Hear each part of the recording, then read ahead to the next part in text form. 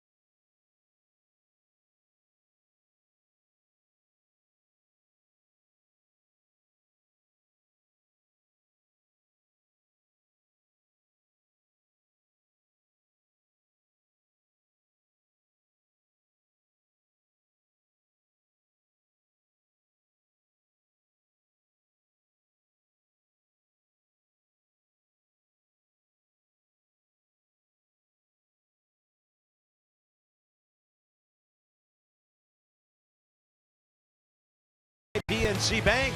There's no better time to act than today. PNC, make today the day. And by the hotels at BWI.com.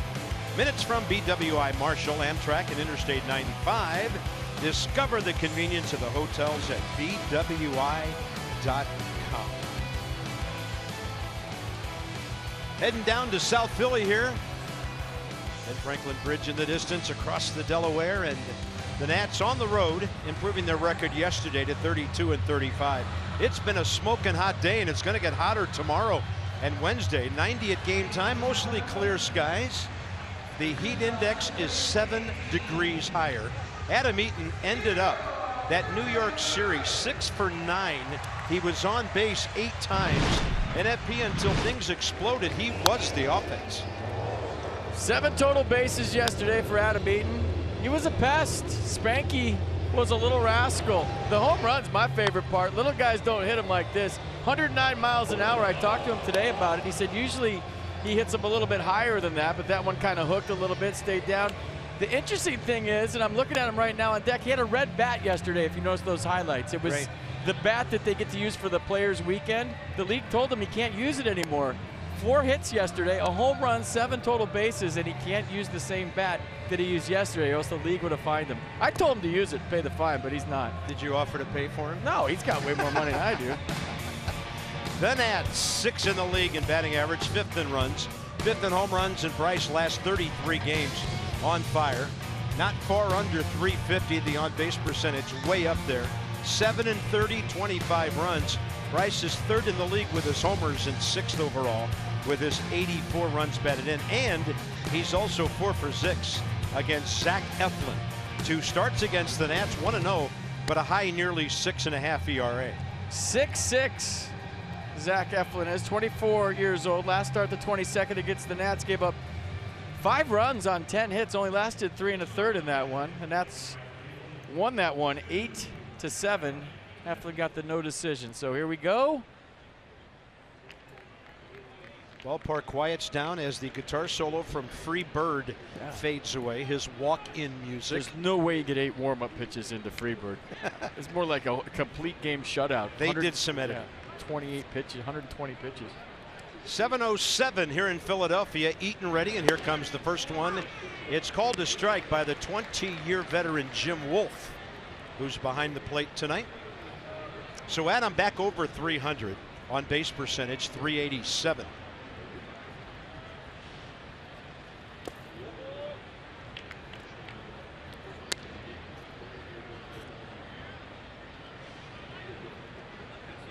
Five homers, 25 RBIs after the long ball yesterday.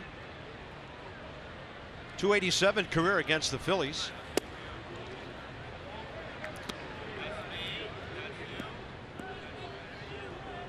Zach Eflin looking for his 10th win of the year.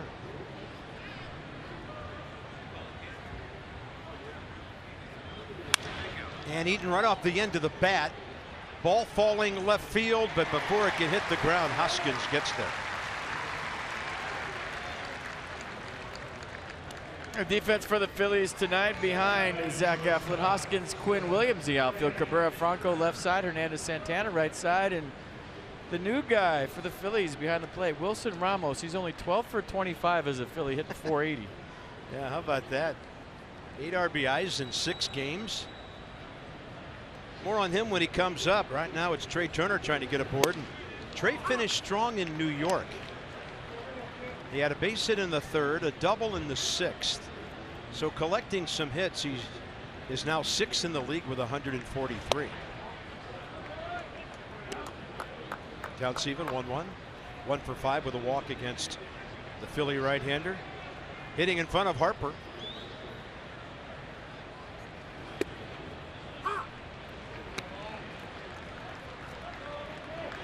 I always wondered if catchers paid attention to the way I hit when I was their teammate, and they knew how to pitch me when I wasn't. That's a good pitch. Yeah, they thought they had paint. Ball 2. Tried to run it back. Did it come back? Close, real close.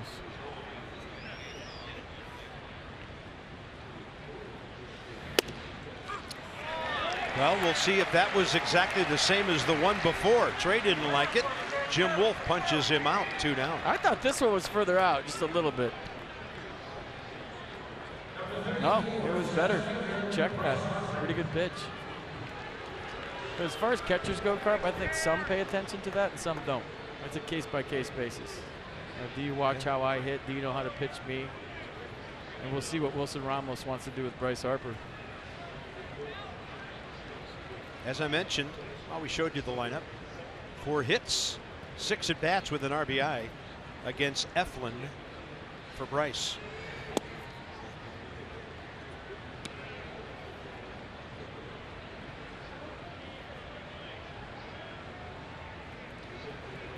BRYCE bunted for a hit in a situation just like this, first time up last Wednesday. And you might remember, Anthony Rendon then drove him home with a double to put the Nats on top. Actually, the Nats scored a run after the Phillies had gotten those 3 in the first, so at least they got on the board and got something going. Setting up the Zimmerman heroics later. Harper, and he's going to beat the shift with a ground ball.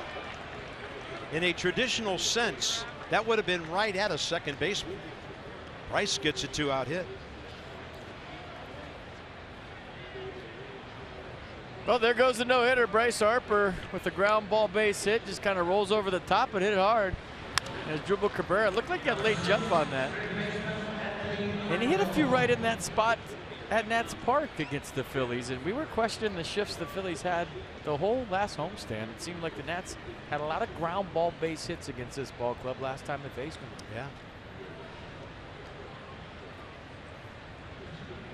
Talking with one of their broadcasters today, who told me that there has been some research done on a case-by-case basis, and they've determined that this year the Phillies have given up more runs in the shift than they would have not in the shift.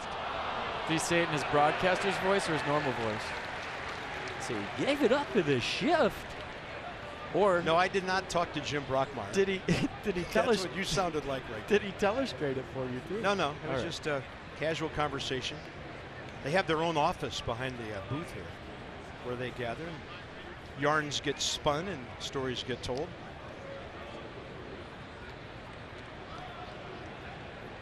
So Anthony Rendon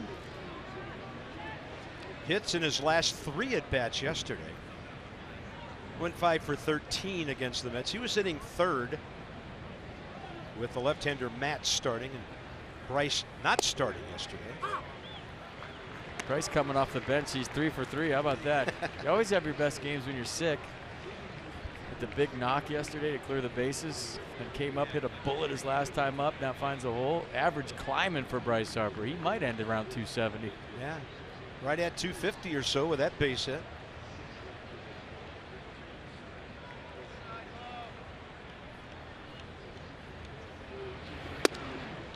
Rendon leaning back, gets up and in. Not a lot of games on the schedule tonight. The Braves are idle.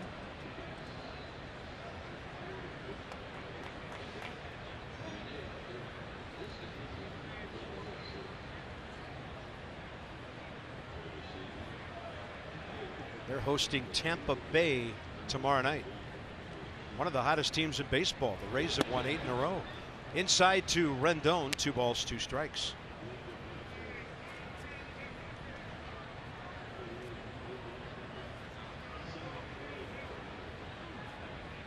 The Rays have the same record as the Los Angeles Dodgers. Yeah. That's crazy. And they're 8 times further from first place than the Dodgers are. And the Dodgers players are driving way nicer cars. It's true. Their payroll close to 200 million. The Rays right around 70-something million. Yeah, Kevin Cash has done a good job down there. Well, they experimented with starting relievers and tinkering with that, and look where they're at. On the move, Harper. Looked like it took Bryce a little time to get out of the blocks there over the dugout anyway. He was running on a 2-2 pitch. The thing with that, Carp, remember when the Nats played the Rays, I like their attitude about that. It wasn't like we've reinvented baseball. We're going to start our closer. They said, hey, we're going to take notes. We're going to see how this goes. It's kind of a work in progress. We want to see how it works. Look where they're at right now. Maybe reshaping the way people think that don't have 5 legit starters. Yeah. Yeah, and big priced superstars in the middle of their lineup. By the way, in that division, the Yankees are back to within 6 of Boston. 2-2. Harper going again. Rendon right behind him into right field. Perfectly done. Runners at the corners with Soto coming up. And the Nats continue to single the Phillies all over this field. Ground ball singles. Another one. Bryce going on the pitch. Got a nice jump. And then Anthony Rendon taking advantage of the cutter away and the hole provided by Bryce Harper running. This might have been a hit even if Bryce wasn't running based on where Cesar Hernandez started. So runners at the corners for Juan Soto and 2 outs. See if Juan can clutch up and put his ball club ahead. Soto in his rookie year, 10 for 41 against the Phillies. Couple of homers, 6 RBIs, 2 hits against Eflin.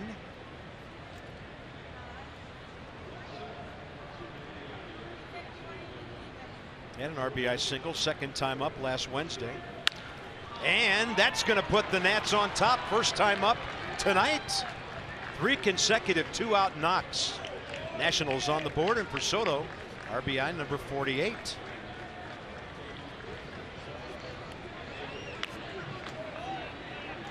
Little 2-out lightning here by the Nationals. Smile from Juan Soto, clutch 2-out knock. Little cement mixer there from Zach Eflin. That slider didn't do a whole lot, just kind of spun in there, and Soto takes advantage, barreled a baseball. And the 3rd ground ball single in a row, right in the same spot as Bryce Harper's. Ryan Zimmerman has 104 RBIs against the Phillies. Breaking ball is in there. 25 homers. Ryan still has that extra base hit thing going. 52 hits this year, half of them extra bases.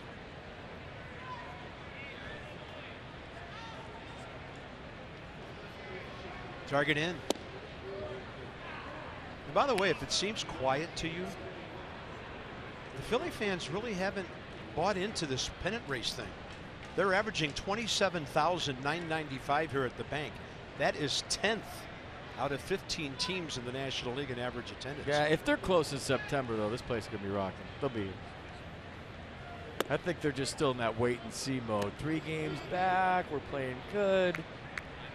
But if they're 2 games back, 1 game back, or even tied with the Braves, this place will be full the whole month of September, you'd think.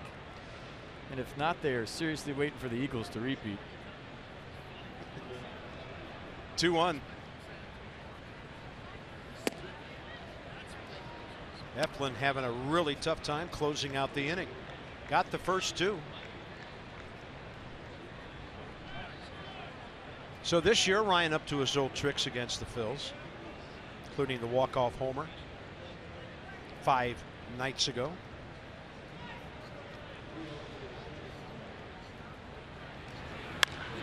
High in the air, this will be over by the barrier and not reachable for Santana. Things are so quiet here in the first inning. I can hear Kevin Fransky, the Phillies radio guy, his play-by-play echoing through the concourses here. Just kind of weird. We're in Philly. Last time we were here, it was 146 degrees, and they had those little ambulances going through the ballpark with the sirens on, rescuing people from dehydration. Remember that? Yeah, we just came from New York where it was perfect, and they've got a big-time heat wave moving through here. Southeastern PA. 3-2, runners go. Ryan Zimmerman takes one, similar to the pitch that struck out Trey Turner. But Harper, Rendon, and Soto with the RBI deliver 1-0 Nats.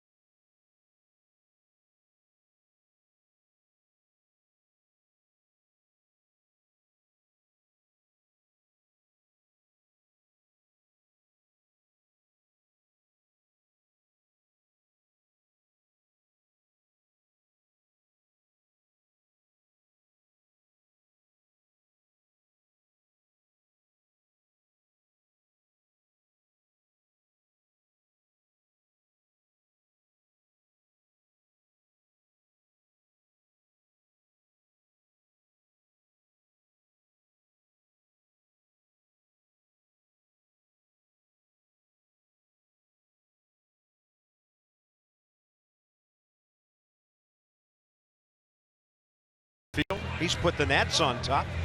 And here come the Phillies. They're third from the bottom in the league in batting average, 11th in runs. They're bemoaning their lack of offense around here, but Wilson Ramos has energized things a bit. As FP told you, 12 for 25, a homer, 8 RBIs in 6 games, and he's 6 for his last 12. Justin Bour, who they picked up from Miami, is on the DL. As Jubal Cabrera not hitting that great here, and Steven Strasburg, 10-2 career against the Phils, 3-0 here.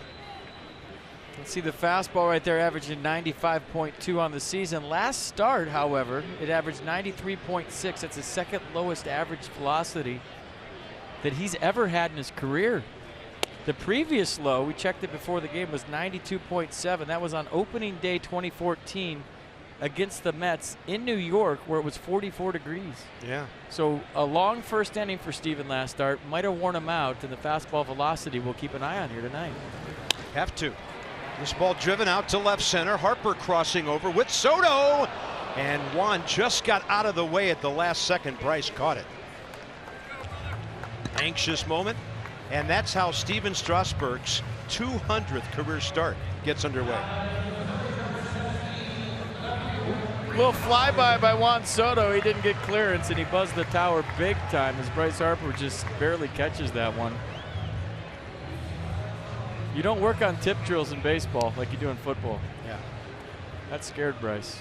We have a lot of amazing air traffic controllers in the DC area, and they were all flinching right there watching that. Everything's okay. One out, and here's Rhys Hoskins. Curveball. Strasburg ahead. Rhys career 0 for 5 against him.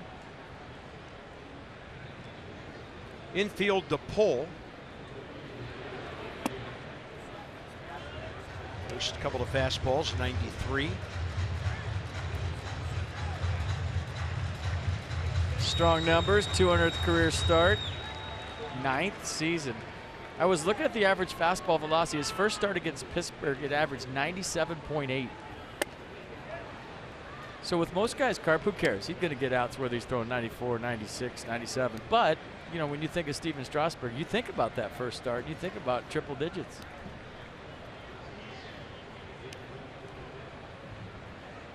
So after Roman Quinn's fly ball, Hoskins now 1-2. Cesar Hernandez in the 3 spot on deck.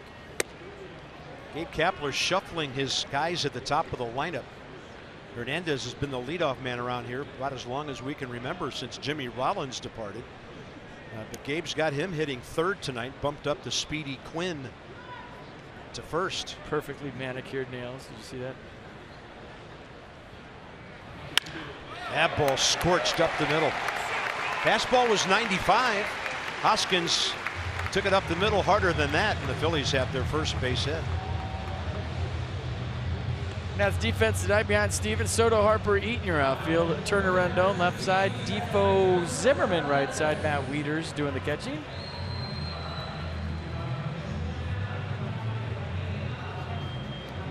Talked to Matt before the game and asked him about all the off-speed last time from Steven. He said, hey, trying to keep him off that fastball early in the count. He likes to establish all of his pitches early. Cesar Hernandez checking in at 259. So Hoskins got his first career knock against Strasburg. Hernandez 8 for 31 against Steven.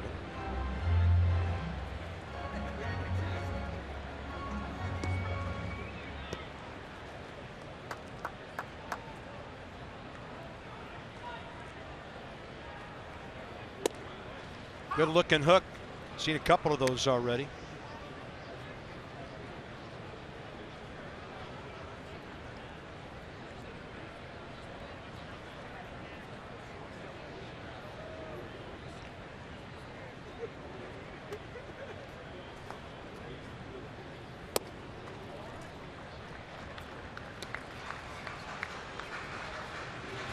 Phillies at home, really good.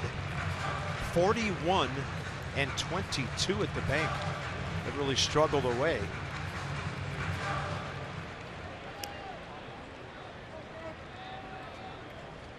Steven Strasburg's a sweater. He's got a good lather going already in this one. In the National League, only the Cubs have more home wins than the Phillies, 42 and 23. Here we go, 1-6, let's go, kid.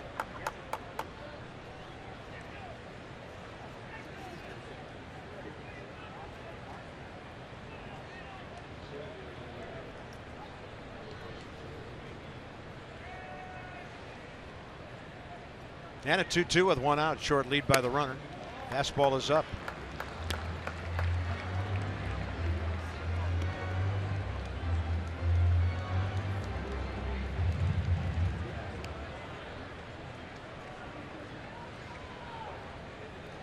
Talking about last time, trying to build him up. Talked to Derek Lilliquist. He thinks you miss that much time. It just takes a while to get your legs and your fastball velocity back.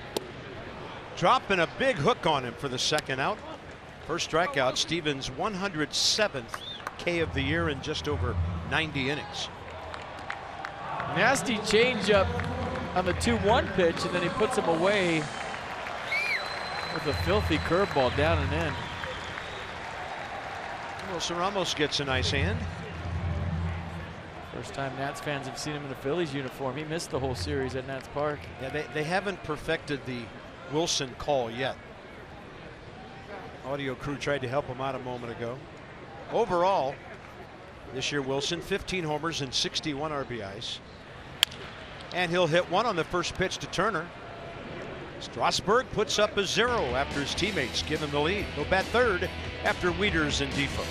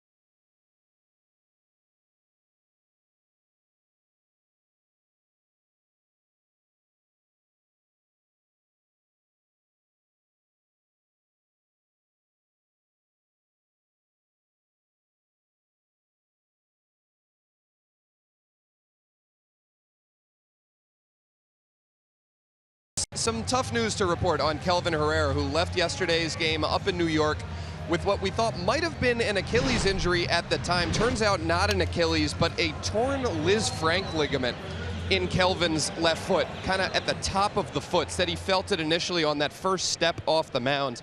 Davey Martinez saying that Kelvin's going to go for a second opinion after an MRI revealed that torn ligament. But Davey did acknowledge that where we're at in the season, the amount of time left, probably unlikely that Kelvin will return this year. A pending free agent. He certainly hopes that he can get back to full strength. The Nationals do as well, but probably out for the year, guys. High fly ball. Matt Wieters, deep right center. See you later. Thank you, Dan. First pitch, Wieters hits his 6th, and the Nats are on top 2-0.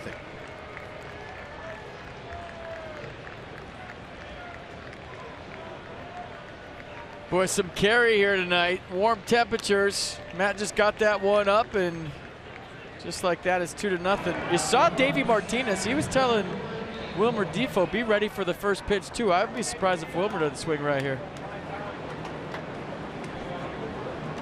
Wieters over 250 from the left side, and that gets his overall batting average over 240. He's on some kind of roll now. 3 homers, 10 RBIs, hitting around 340 his last 19 games. 1-1 to Wilmer Defoe. 2 for 2 against Zach Eflin.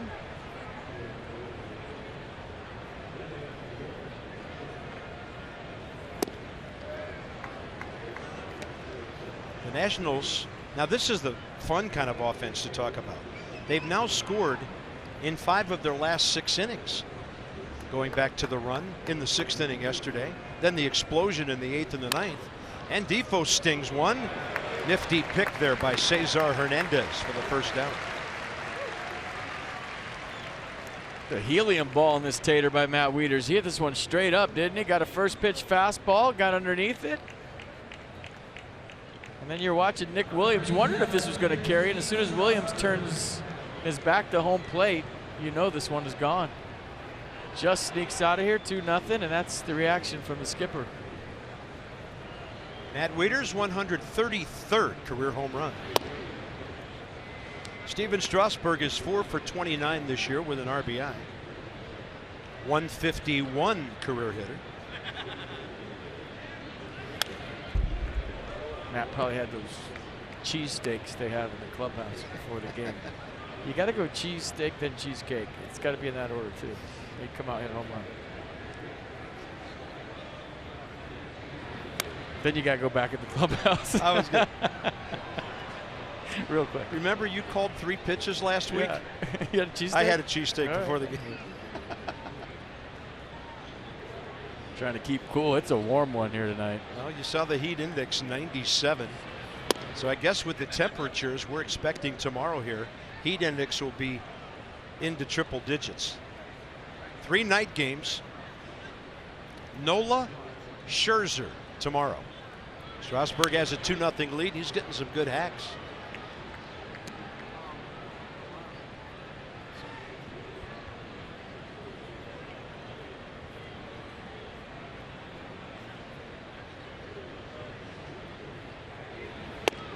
That is in there. Good late break on that one. Eflin has 3 strikeouts, all called. All right, DC Lexus dealers, they donate $250 to the Children's National Health System every time a Nat hits a home run, up to $200. Lexus, experience amazing. 157 and counting.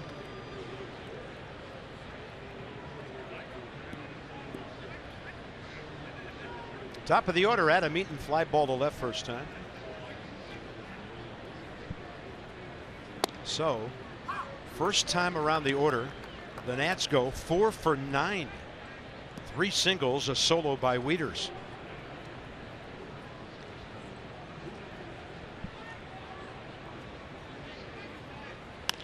Eaton pulls it, and right near the bag is Carlos Santana. So the inning starts off with a bang, and the Nats lead by 2. Matt Wieters' second career homer against the Phils, and really looking good, swinging lefty.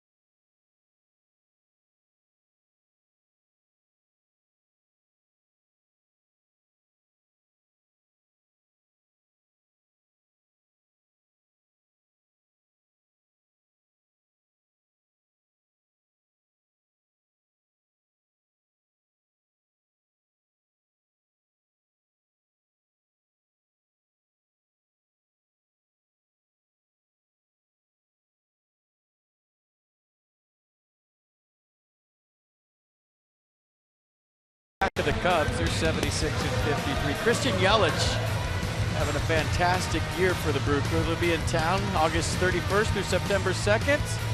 Trucker cap, pajamas, we got your fall wardrobe. Come out to the yard, visit nationals.com.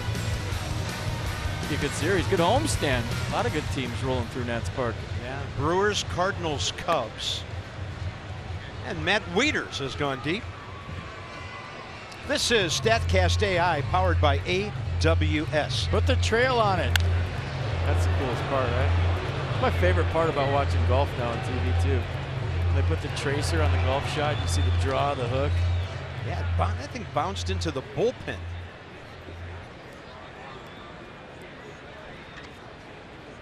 Yeah, that technology's been fantastic for golf and for baseball.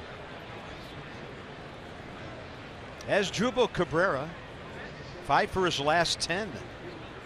Phillies just came from Toronto.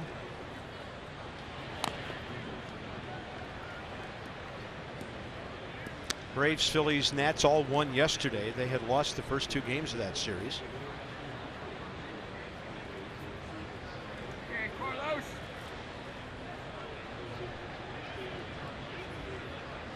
Left-handed, 225.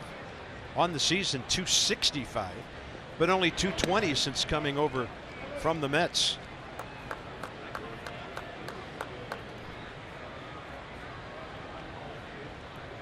So, nearing 160 homers and 700 batted in. He's 4 for 20 career. Against Steven Strasburg with a couple of long balls. And that one diving wickedly. 1-2. Mercedes-Benz pitch cast. 89 slider right under the hands. Quick and late, right as it got in the zone, it disappeared.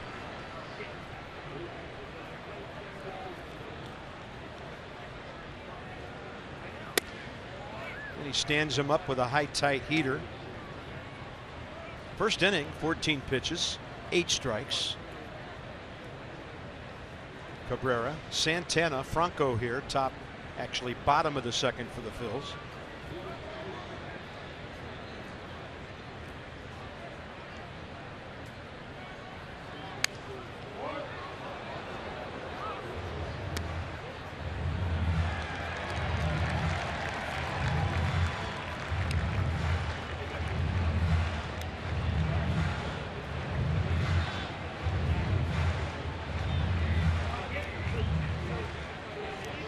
They decide on the curveball here.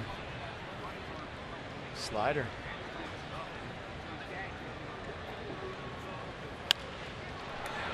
Got in on his hands with it. Harper there. 3 straight for Strasburg since the Rhys Hoskins base hit. Let's go inside the numbers presented by PNC. Make today the day. So this is the craziness of June, July, and now 3.5 weeks of August. The Nats are 11 under. When they win big. When they lose, they just can't generate much. Shut out an amazing 13 times. But they've scored double-digit runs 9 times. And, of course, the crazy 25-run explosion against the Mets. 15 more yesterday. It's just hard to figure with things being so inconsistent. Feast or famine. Santana, 2 for 7 against Strasburg. Hitting only .221, but good power numbers. A lot of that around baseball this year. 19 homers, 73 batted in.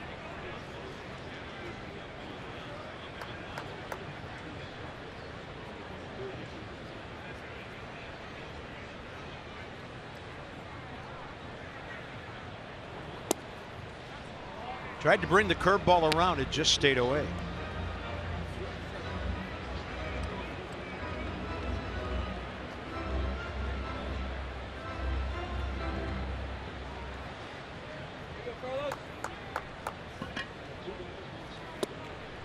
There's the filthy changeup. Yeah, he's throwing off speed and fastball counts, and you can see the Phillies hitters are gearing up for number 1. They're getting sliders, curveballs, and changeups when he falls behind. Beautiful pitch. Perfect.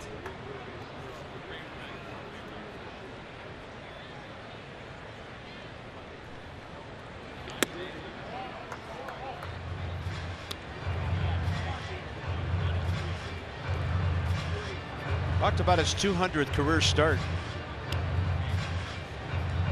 Steven Strasburg is 7th all-time in the number of strikeouts in that many starts to start a career.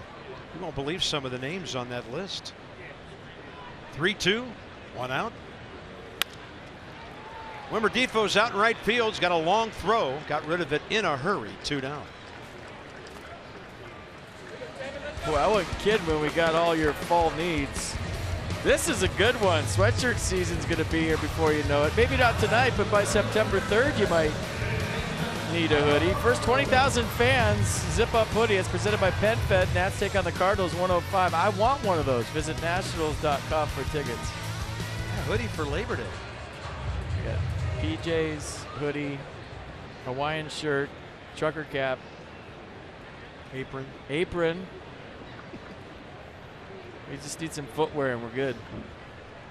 I'll tell you, they're in a full-fledged panic out of Tyson's Corner right now. Who's going to show up to buy clothes this year? That's putting malls out of business.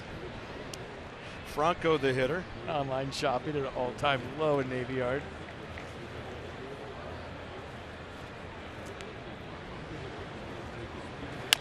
Good heater off the end of the bat. Turner has to get it done. And that's it for the Phils. Steven Strasburg, a 1-2-3 second, 5 in a row, and he leads by 2.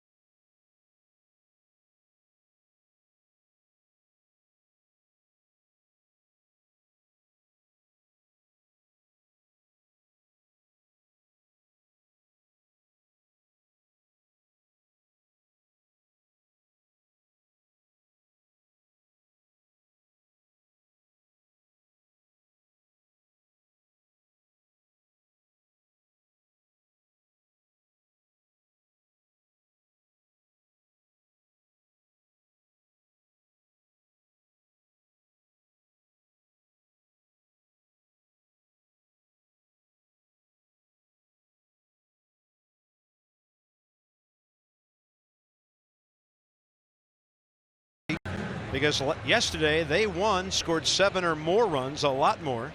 And when that happens the next day, 50% off. Regular menu price online orders at papajohns.com. Promo code NATS50. Enjoy the quality pizza you've come to expect. Trey Turner out to center. First pitch, hits it well. And back to grab it 390 feet away. Roman Quinn. So check out your locally owned and operated Papa John's.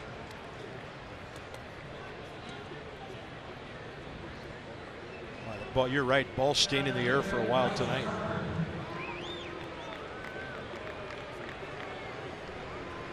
Bryce Harper got the rally started with a 2-out ground ball single between short and second on the shift. This time, as Asdrubal Cabrera, the shortstop, has moved a little bit further toward Hernandez. Is he swinging first pitch after that stat? He is.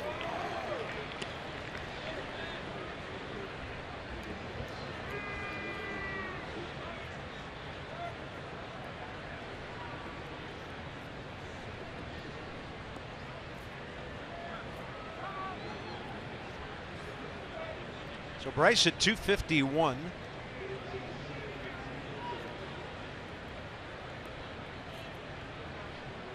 Pretty good numbers there, too. Little tapper into the bat left side. Franco.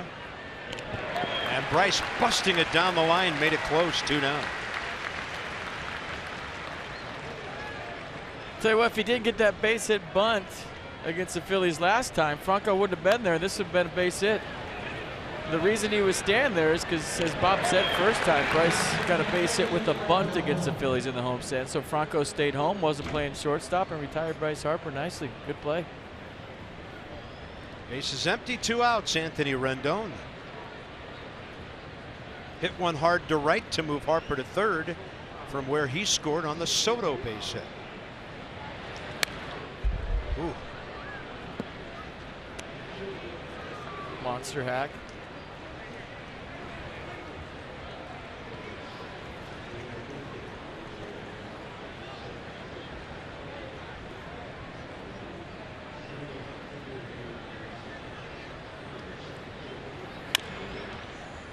Eflin got in on his hands that time. Bob Henley with the scoop. Old hand.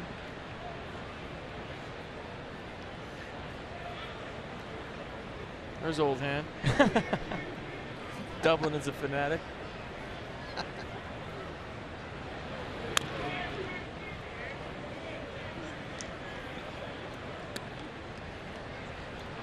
We're having dinner last night in the hotel once we arrived, and you know the checks come with that little metal thing on a clipboard. He put his credit card in there and called it a mouse trap and handed it back to the server. He said, "Here's your mouse trap back." And we all lost it. One of the funniest guys in the world. He is. It's going to be a while before I forget him singing Christmas carols on the bus in Miami last month. That ball into the twilight. A 7-pitch inning for Zach Eflin, caught by Hernandez. So Strasburg right back to work.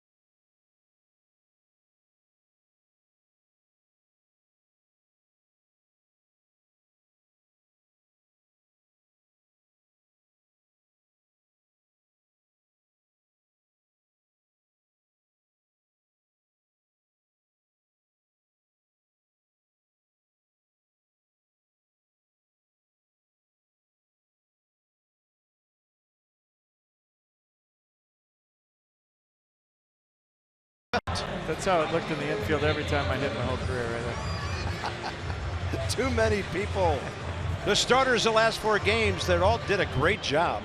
Starting with Max at home and then Gio and Tanner, but they all lost. Where was the offense? The Nats were shut out 3 games in a row, and Jeffrey Rodriguez was good. And it was a low-scoring game while he was in there yesterday, so kudos to him for following the 3 veterans in very good fashion. He walked 4 yesterday, but only gave up 2 hits and pitched around everything. Effectively wild. He couldn't sit on a pitch in the zone. He was throwing his fastball, and pretty good fastball. Each of Steven Strasburg's first 2 innings tonight have been 14 pitches, 8 strikes.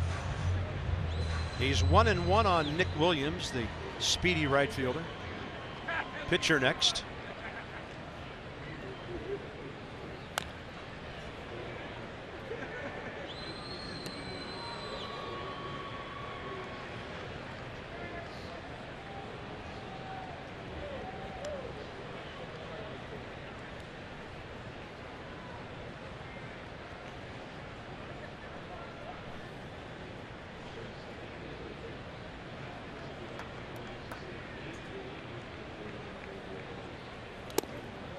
Looked like that one skipped in. 2-2. So I mentioned that 200 start thing. 7th all-time in strikeouts during that number of starts. Chris Sale, Pedro, Ryan, as in Nolan, Randy Johnson, Bob Feller, Sam McDowell. The guys with more strikeouts into their 200th start than Stephen Strasburg. Strong company. Yeah. And he becomes the 4th national slash expo to make 200 starts. Steve Rogers, Dennis Martinez, El Presidente, and Gio, the other 3 on that list.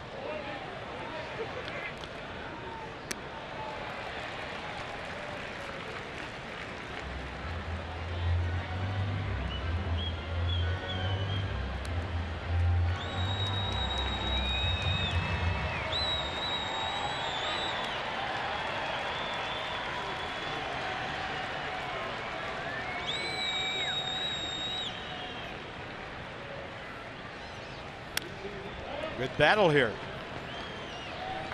Nick Williams 1 for 4 career with a walk against Steven.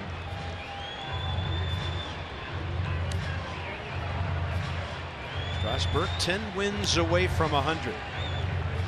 Here's Nissan with the entire at bat.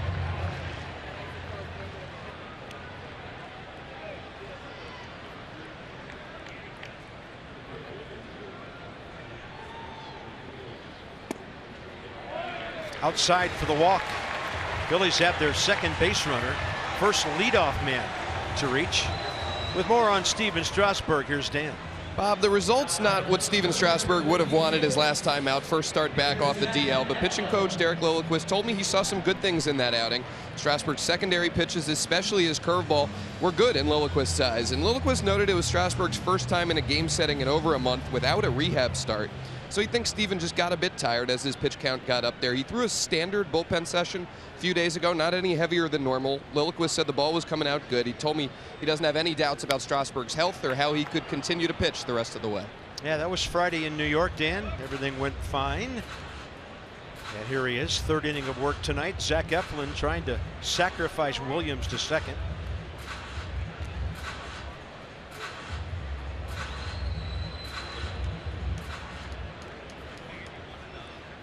Eflin 4 for 35 this year. His only RBI a homer. 5 sacrifices.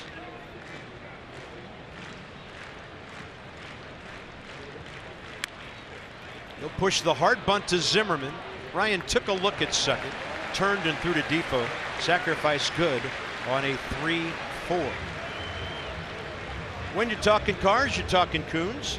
League leaders, lowest career ERA since the Phillies, or since '69 against the Phillies. John Tudor on Masson for the 2nd time in a week.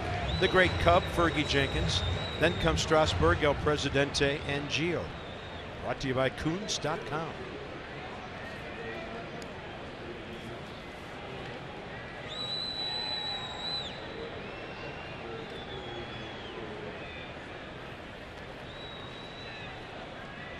Top of the order, Roman Quinn. Fly ball to Harper. Pretty deep in center, first time. John Tudor was 21-8 in 1985 with a 1.93. Is that good? Yeah, he's led St. Louis to the pennant and the World Series, where they lost to the Royals.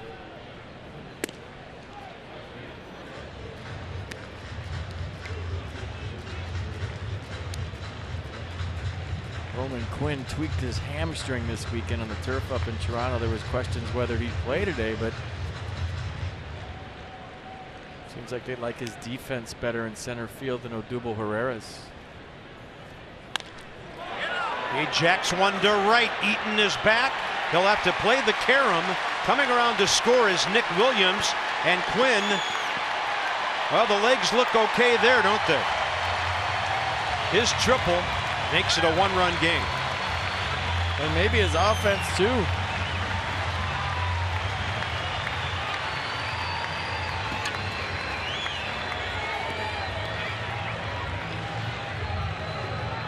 Boy, it doesn't always happen when you have a tight hamstring. You get tested early, and he hit that ball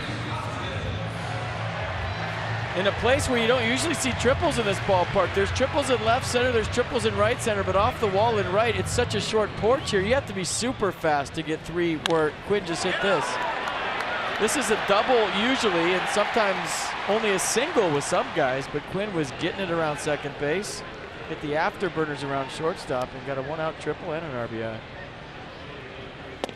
Hoskins takes the 94 heater inside. He singled up the middle first time. Yeah, so he wasn't admiring it out of the box. He was running hard. Getting it. Infield back for Davey Martinez's ball club with 1 out.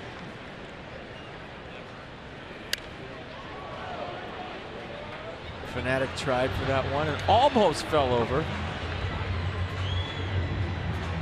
He just makes people smile, doesn't he?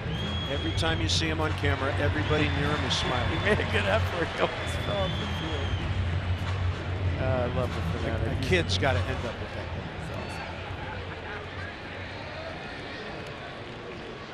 Maybe the one with the glove? You want some money, I think. No, he wants some money. I'm clean with the green, just like me. Down and away. Good pitch. No chance for Hoskins, 1-2. Maybe double up on that. We'll see what they decide on. And Rhys Hoskins with the infield back, just trying to put it in play.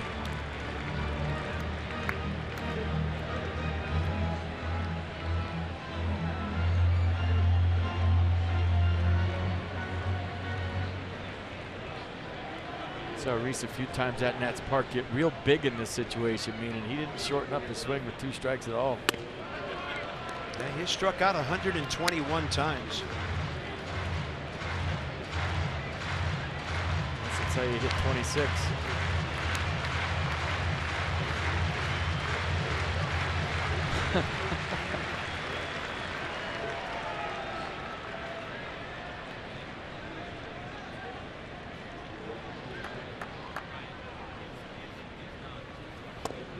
Ooh, saw that early. Yeah, he did. 3-1. Exactly what Steven wanted to do right there. Just drop that changeup in, make him fish one more time. For some reason, he picked it up early. Triple up, he's swinging here. You remember at Nats Park, he was a 3-2 swinger, and we've seen that throughout his short career.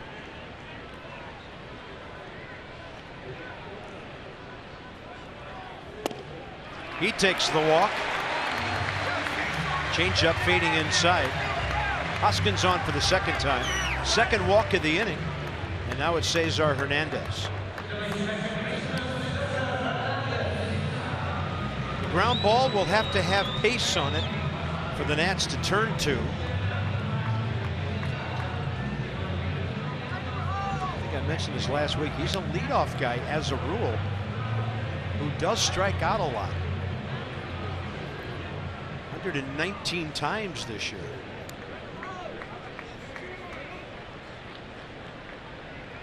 So they got him batting third, as we mentioned, with Roman Quinn leading off.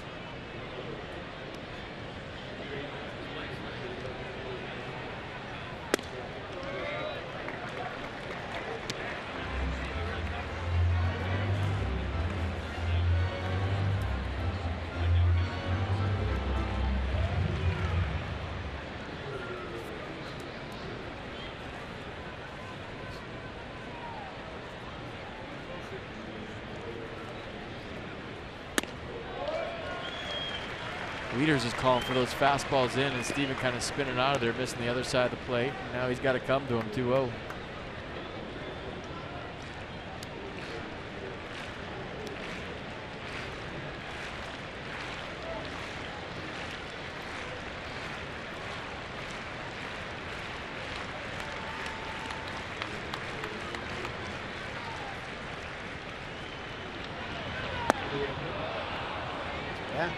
Down and away that time.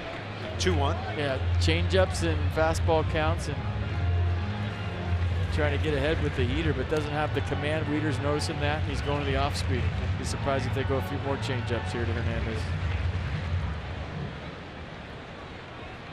Fastball in.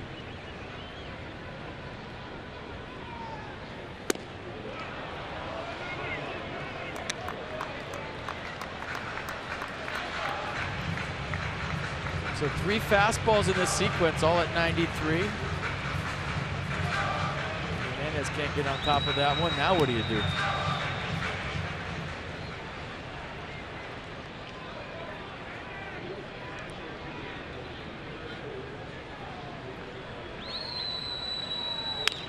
Upstairs with the fastball, it's into center field. Hernandez fought it off. Quinn scores and the game's tied.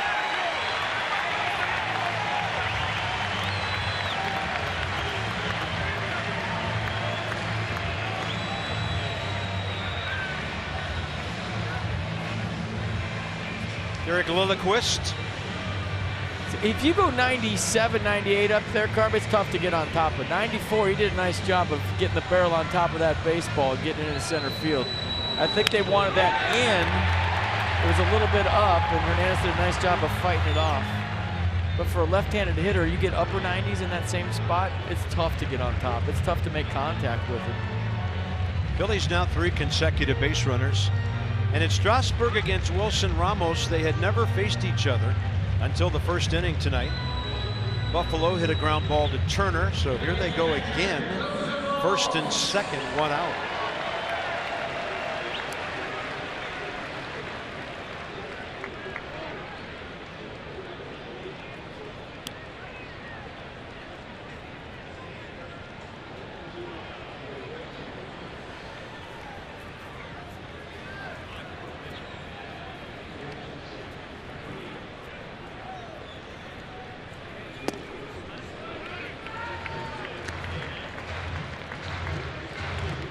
Love a ground ball right here. Pretty good numbers with runners in scoring position this year.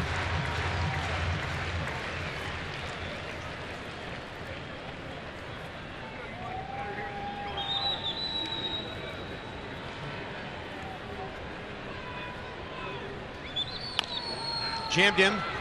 Left side Rendon. He'll go to first. Runners move ahead, 2 down.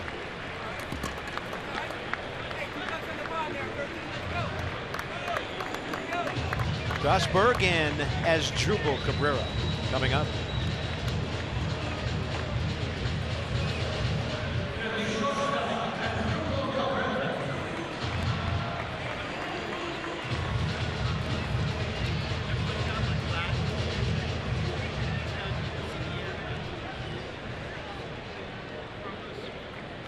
Got a base to play with here, but you also have Carlos Santana on deck. 220 versus 264, both left-handed, both switch hitters hitting left-handed. 95 by him.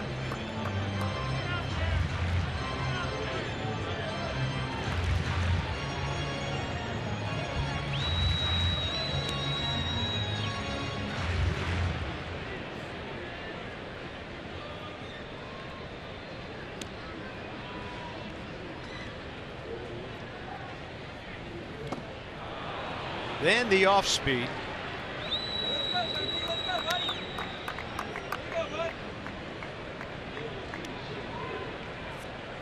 Doesn't look like he picks him up very well based on that. Big pitch coming, trying to keep this a tie ball game.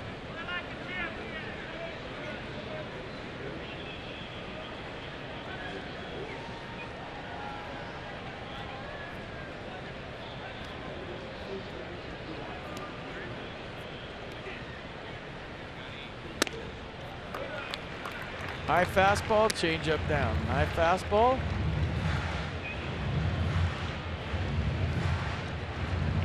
Change up down.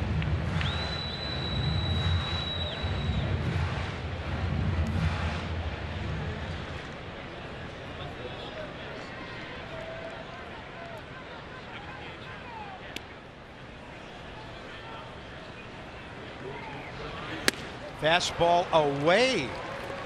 Asdrubal not happy with that at bat. Strasburg gets a big strikeout. Phillies tie the game, and it's on to the middle innings. 2-2.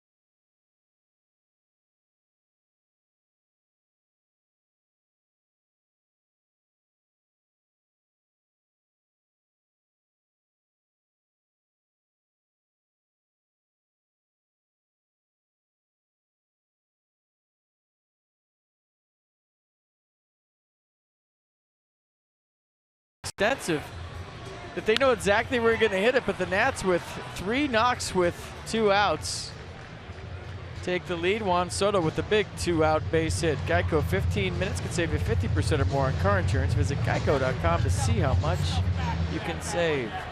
I think it's an all-out revolt by the hitters. It is. Get some hits any way you can. If it were that easy, they'd all be hitting 500. Yeah. You can't steer that thing. Well, Soto hit it hard first time, got the Nats their first run. Driving in Harper. He jacks one, he's late for it. Ryan Zimmerman, Matt Wieters to follow here in the top of the 4th. That was a 30-pitch inning for Steven Strasburg, but he didn't give up any go-ahead runs.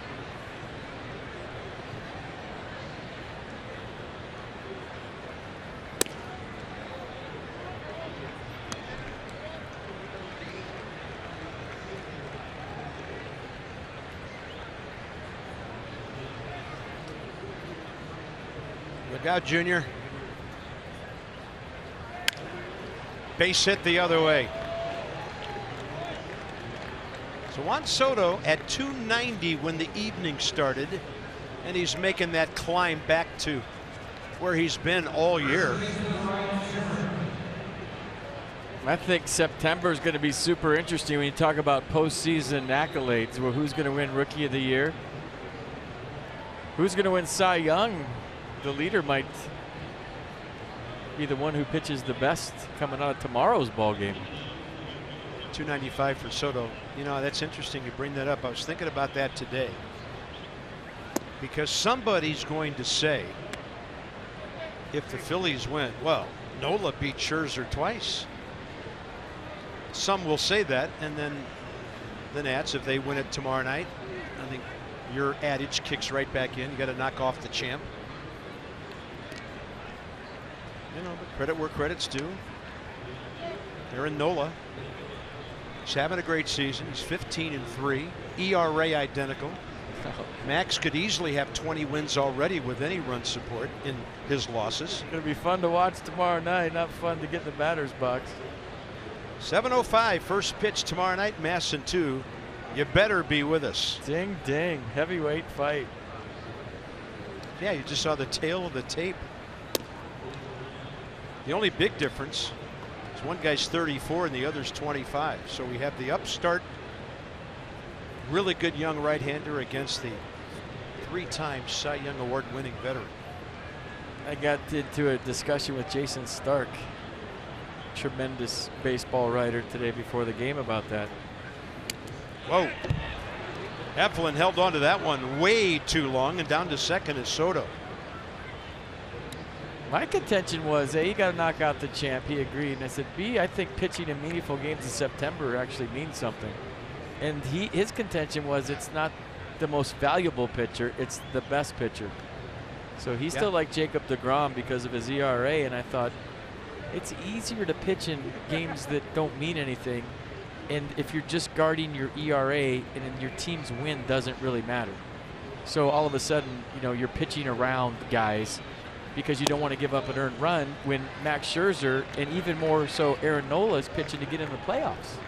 So their starts, to me, have a lot more weight attached to them than just their personal statistics. Yeah. And that's where I start to differentiate from Jacob deGrom. The analytics people would tell you that Jacob deGrom has all the stats that tell you he should win because he doesn't have control over wins and losses. And I understand that argument, but A, I think you got to knock out the champ, and B, I think tomorrow says a lot about who's going to win it. Yeah, I agree, and I'm not buying the whole deGrom thing.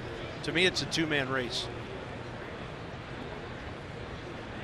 Strikeouts, innings. Got something else to tell you about here in a minute that I was seeing when I went over the stats today. Great at bat by Ryan Zimmerman. Matt Wieters. Max Scherzer has pitched the equivalent of 66 innings this year without giving up a hit. Aaron Nola has pitched the equivalent of 50 innings this year without giving up a hit when you compare the hits to the innings. And it's just so hard to get hits against these guys. Max could have 22 wins, 23 wins with a little luck. Something has to go haywire for either of those guys to lose a ball game.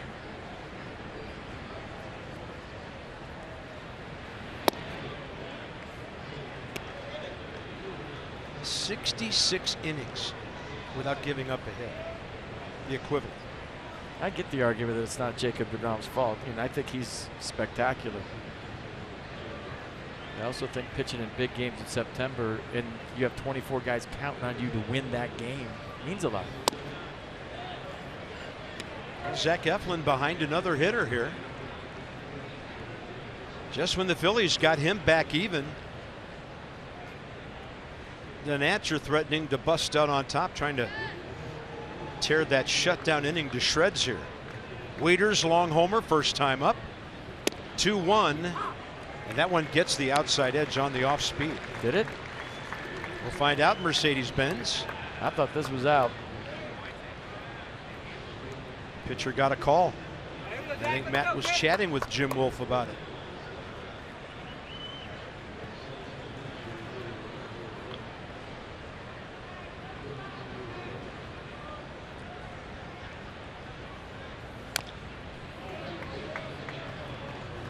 Oh, he got hold of that one, didn't he? He did. He hit high and just far enough. Location mistake. Wilson Ramos set up away, reached back across the plate, and this is what hot hitters do. One hop into the Powerball and Mega Millions.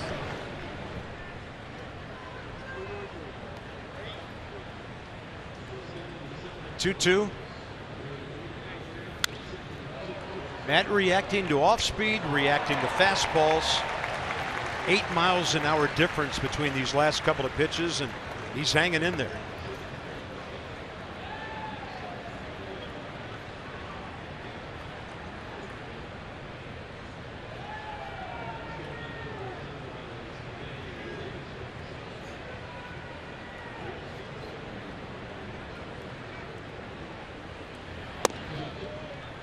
Ball 3.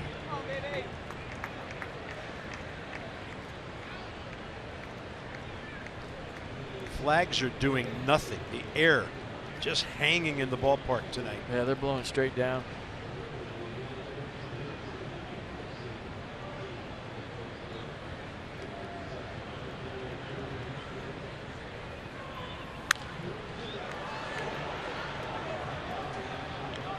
Yeah, Wieters seeing the ball really well.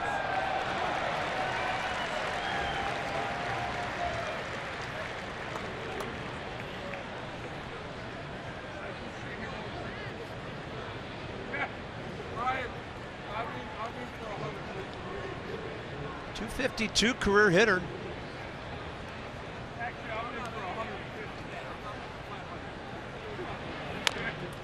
And he'll be reaching for that one, which will turn right and go foul.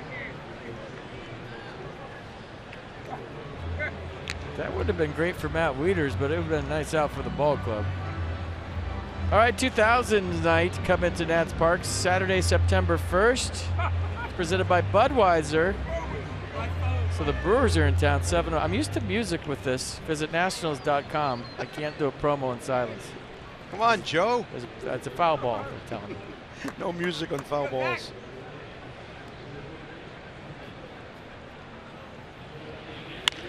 Wieters jacks one out to deep right center. Running it down is Roman Quinn. To third goes Soto. Zimmerman was at second. He retreats. A productive out. And Matt Wieters almost made it 2 in a row. Hit that better than his first one. It's the wrong part of the ballpark, and Roman Quinn went long ways to get this. Give Juan Soto credit for tagging up, or credit. Wieters just golfs that one to center field, and Quinn went long ways, made a nice running catch. Juan Soto did a good job of tagging up and getting to third with one out. So now Wilmer Defoe has a chance to give his ball club the lead.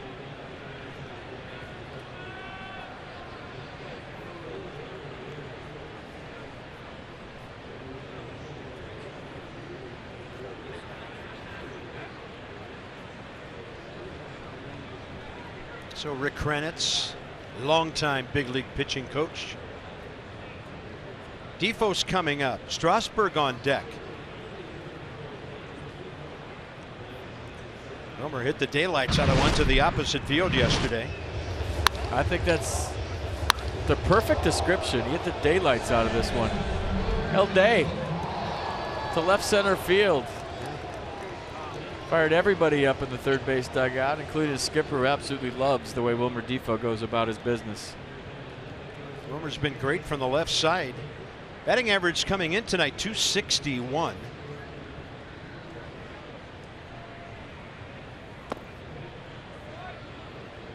He has 33 runs batted in. 2 for 3 with a walk against Zach Eflin.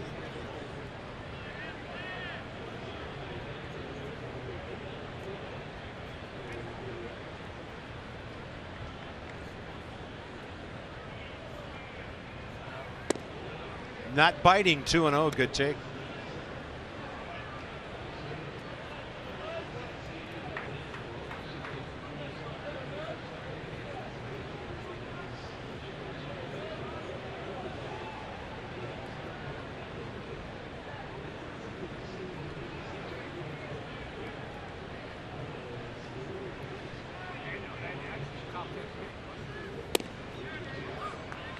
Down in the zone with the breaking ball.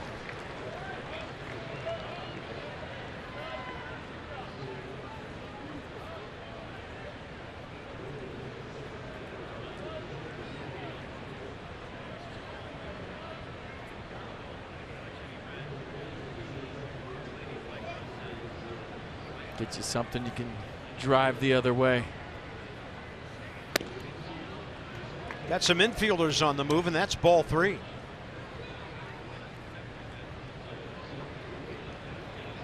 Safety squeeze called by the skipper there, maybe.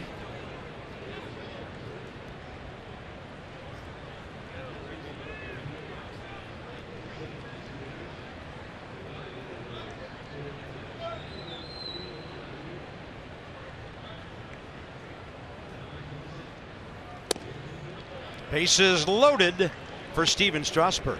2 walks in the inning.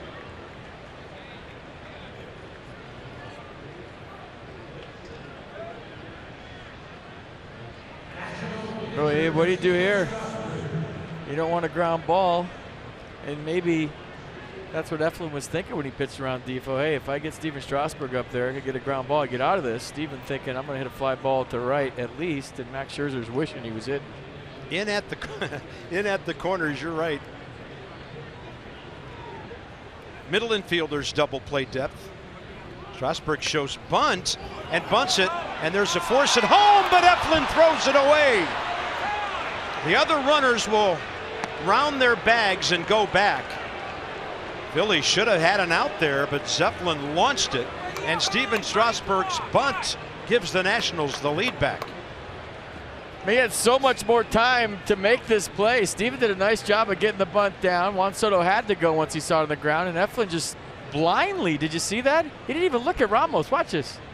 He was looking at Juan Soto as to avoid the crash and just flipped it in the air. Watch this.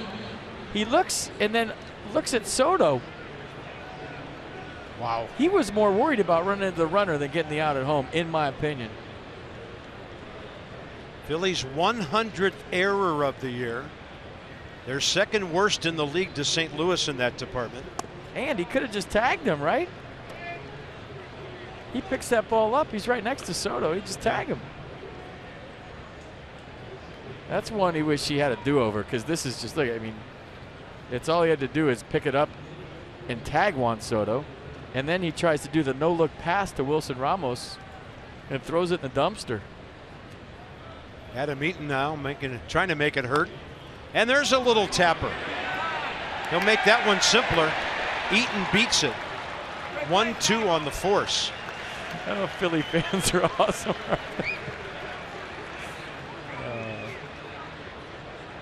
I mean, it's the exact same play. And the crowd reaction here was priceless. Was Wilson on home plate? I might have to see that again. Was his foot on home plate when he caught that? Davey Martinez is holding everything up here. Was his foot engaged with home plate when he catches this, or was it off? It's off. He's safe. This should be 4-2 Nats with Adam Eaton on first. Well, he's on first anyways. Yeah, Jim Wolf was looking right at it, the home plate umpire. This will be interesting.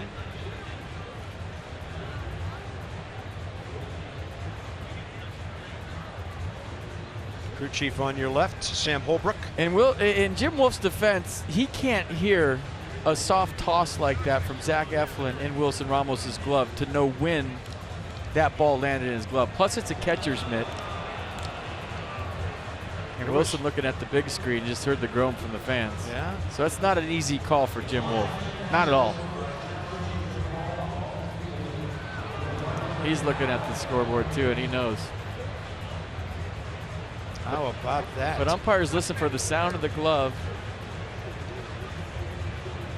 And there wasn't any.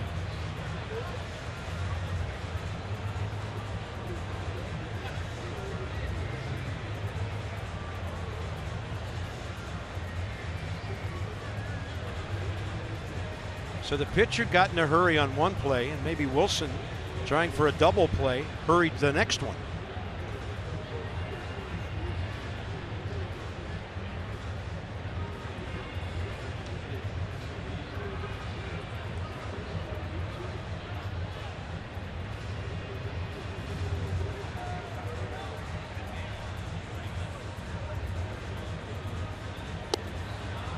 It's so close. I don't know if there's enough to overturn it, to be honest with you. They just showed it frame by frame on the scoreboard, and it might have been in his glove with his toe barely on home plate, maybe. That's why it's taking so long. Yeah. Here we go. Runner is out. So it is a 1-2 putout on the fielder's choice.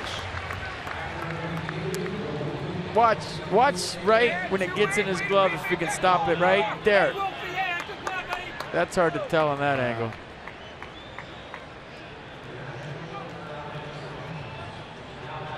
So the Nats use their challenge, it fails. Inning still alive. Bases loaded, Trey Turner. Lined out hard to deep center last time. And he goes to left field on the first swing and completely misreading it, Hoskins. Nats score a run with Defoe coming home, and it's 4-2. He broke back and that thing just died in front of him. I'll tell you what, the Phillies are handing the Nats this game. The play by Eflin and this play by Rhys Hoskins, he got fooled, he broke back, and then Trey Turner will take it, the Nats will take it, but some sloppy defense by the Phillies here in the fourth, allowing the Nats to score a couple. Eighth man to bat in this bizarre inning is Bryce Harper. And that might be the best news of all for the Nats. Bryce Harper up with the bases loaded.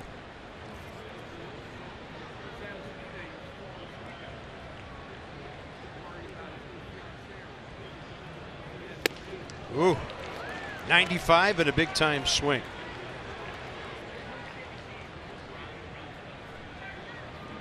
One of the best in the business in situations like this. National League leaders.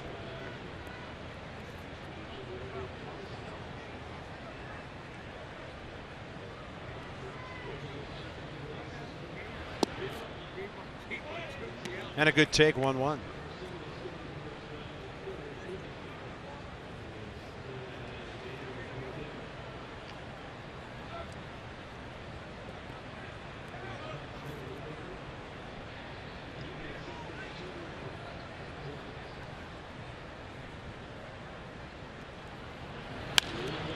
And Bryce got jammed a bit on that one, and Hoskins is after it. The Nats will pick up a couple of gift-wrapped runs, retaking the lead by 2 in the fourth inning.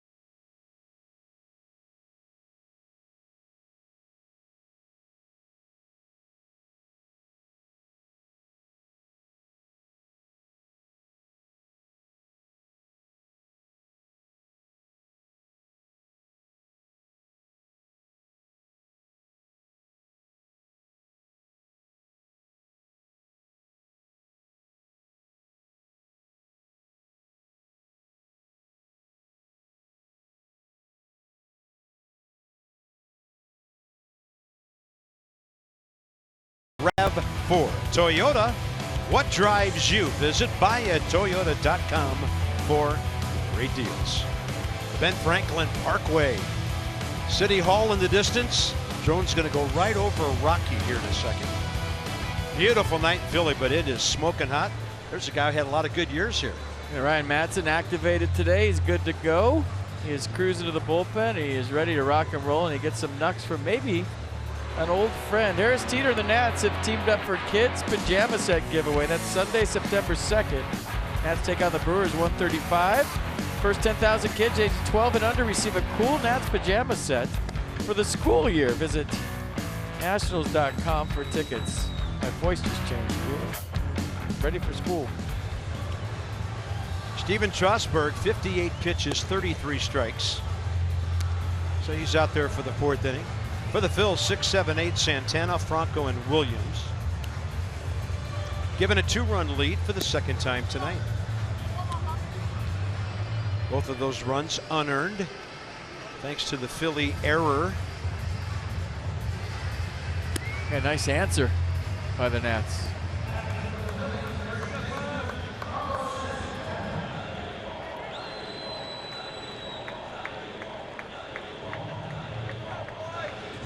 Strikeouts of Cesar Hernandez swinging in the first, and as Drupal Cabrera swinging to end the third.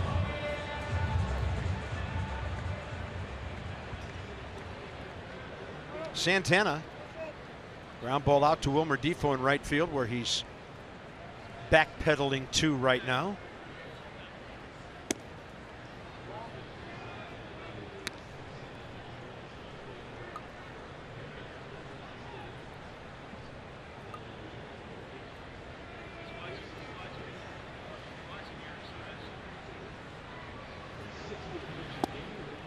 That's a good changeup. Nissan, pitch cast. Show it to you again. It was so good. How about that? See ya. Feather it in there at 86.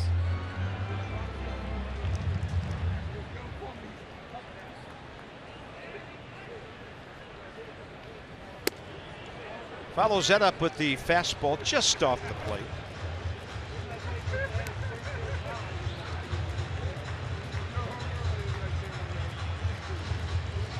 Yeah, I was thinking that wasn't a pitch that should have had that much of a reaction. Could have gone either way. 2 balls, 1 strike. Brings in the breaker. Back even.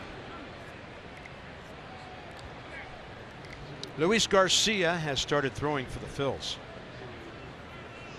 That inning got Zach Eflin up to 74 pitches.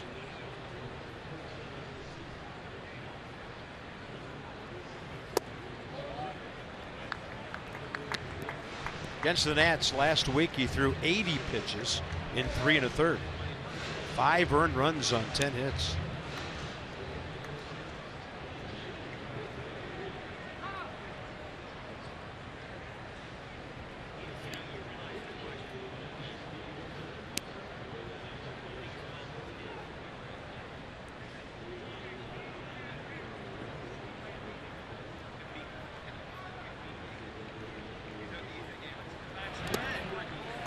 Went off speed in the last 2 and walked him. That's Stevens' 3rd pass of the night.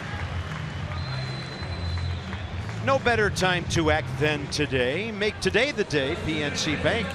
We're tracking Joe Ross. So tonight with the Syracuse Chiefs against Rochester. 7 hits over 6 innings, 3 earned runs, a walk. Pitching to contact. So it was his 5th time out. Getting ready for some September action. We're told 76 pitches. That's a good pitch count for 6 innings. Ready, call him up. Here's Maikel Franco, bounced out to Trey Turner first time.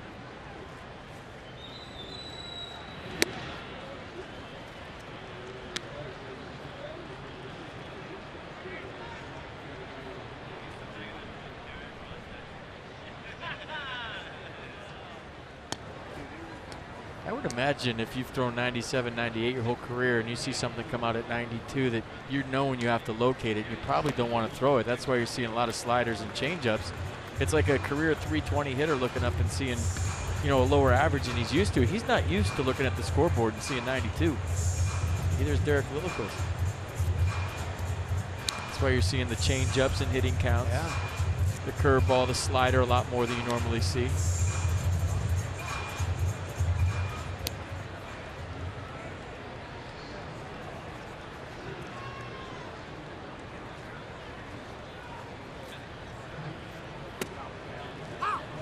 Two and one.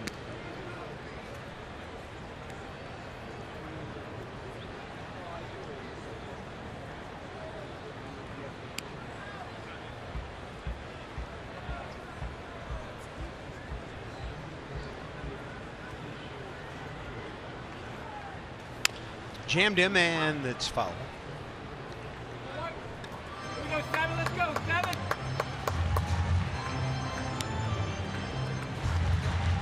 Michael Franco, look at that graphic, making much better contact this year. Right at 60 Ks. He has noted a bunch over the years what a often wild swinger this guy is. Swinging as hard as anybody in baseball.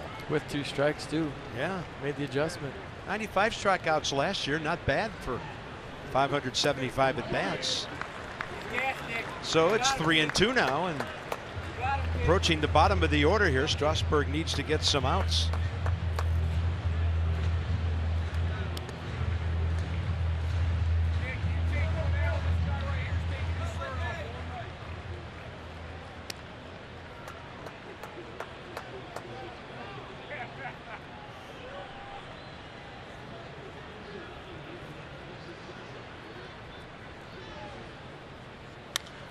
This one high in the air right side. Ryan Zimmerman, foul ground. First out, 4th inning. Well, Dan, we like the numbers. What else do you know about Joe Ross? Well, I asked Davey earlier on this afternoon what the plan is for Joe Ross going forward. He said that he's still got another rehab start, maybe 2, but could potentially come back and join the Nationals the first week of September. As for the role for Joe Ross, he could potentially slide into the Nationals rotation, but Davey noted that Jeremy Hellickson's still in the picture as well. He's progressing from that wrist injury. And Davey commented that he likes how Jeffrey Rodriguez has looked. Also, Eric Fetty rehabbing as well from his injury issue. So the Nationals could soon have a lot of starting pitching options after their rotation's been pretty banged up over the last couple months. Hot shot. Defoe couldn't get it cleanly. Still gets the out at second on a close play. He was thinking double play.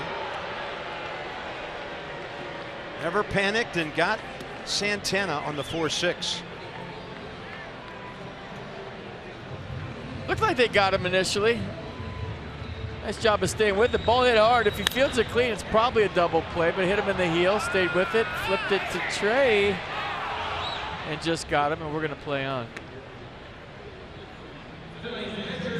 Odubel Herrera was set to hit had Nick Williams reached. Well, he did on the fielder's choice, but a runner retired, 2 outs. So now Zach Eflin will, at least for now, stay in to hit. Yeah, tough to fire that Odubel Herrera bullet in the 4th. It's an only left-handed bat off the bench, really. They're carrying 3 catchers. Switch hitter Andrew Knapp, the right-hander Alfaro, and then their only other position player is shortstop right-handed batter Scott Kingery. And we saw what Odubel can do last week. Had a big hit against the Nats.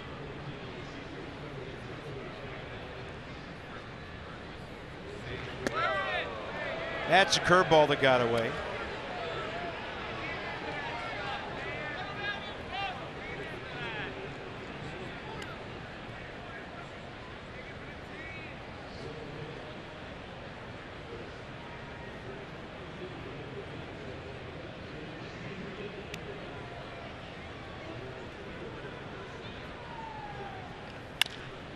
High chopper. Trey Turner plants and fires, and Steven Strasburg pitches around the leadoff walk very well. To the 5th, 4-2 Nationals.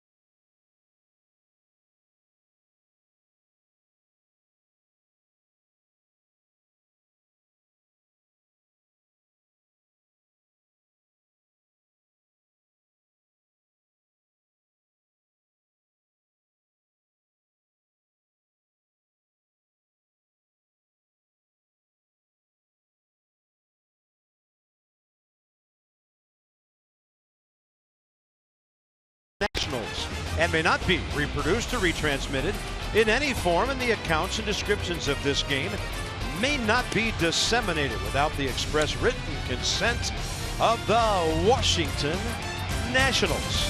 Yesterday in New York, Miss Liberty. Tonight in Philly, the famous Liberty Bell. That's not the real one. They do bang that gong after every win here, but even this one's got a crack in it. All right, here's the head-to-head. 7-6 Phils, who beat the Nats 3 out of 4 times here. Nationals offensive edges, home runs close to even, and the starter ERA. That does count Matt Wieder's home run this evening. So each team has scored pretty well against the other. 5 runs a game, high ERAs. That could take a bit of a hit tomorrow night. Right now, the Nats worried about this one. Top of the 5th, Rendon, Soto, Zimmerman. So the Liberty Bell was cracked after 90 years of hard use. And in 1846, prior to George Washington's birthday, they cracked it even more to preserve it and keep the sound of it. I never knew that. That's why the crack is so wide. It had a thin crack. They made it bigger. There it is. Yeah. That's the real Liberty Bell right there. They just made it all cool now. Remember when that thing was flickering a couple years ago when we were here? Yeah. It's like the Bates Motel sign out there just blinking on and off. And by the way, to borrow a bit of one of your favorite sayings, Bell did not die a hero. Still kicking, still ringing. Those stars will light up when something big happens here at the yard. So the wide crack in the Liberty Bell, kids, is actually a repair job to preserve it. Backhand, Franco, long throw, and that is a bullet to Santana. One good third base play to throw out a guy who makes a lot of those for the Nats. Soto and Zimmerman now the next 2. And Juan Soto's 2 for 2 batting average has jumped up 5 points tonight.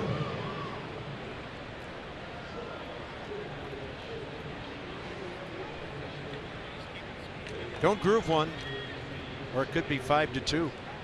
Usually the fun facts, I'm kidding. This one I'm serious. Well, he was thinking about it, but he's got to change it. By the way, tonight at Nationals Park, there's a crab feast going on. So here's your shout out as you all watch the video board out in right field. So make some noise so we can hear you here in Philly. Yes. Save some for us. Probably feeling pretty good about it now. Oh yeah, it's 4-2. That's exactly what you mean. That's what I meant. Have fun, guys.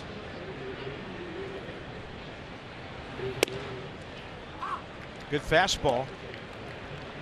On the edge, elevated to Soto. Not a lot to do with that.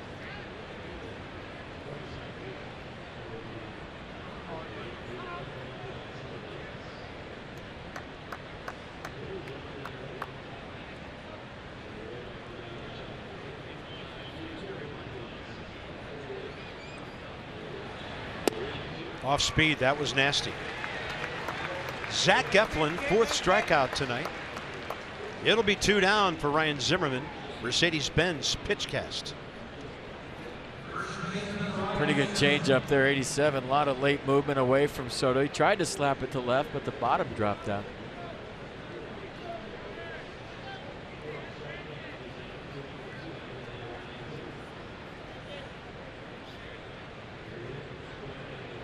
Oh for 1 with a walk, Ryan, tonight.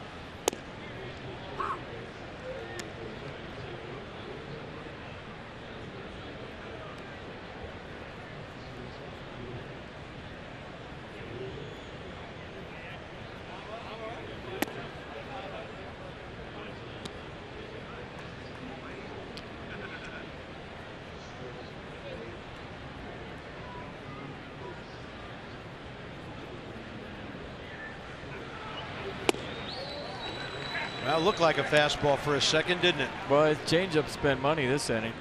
He's got a feel for it all of a sudden.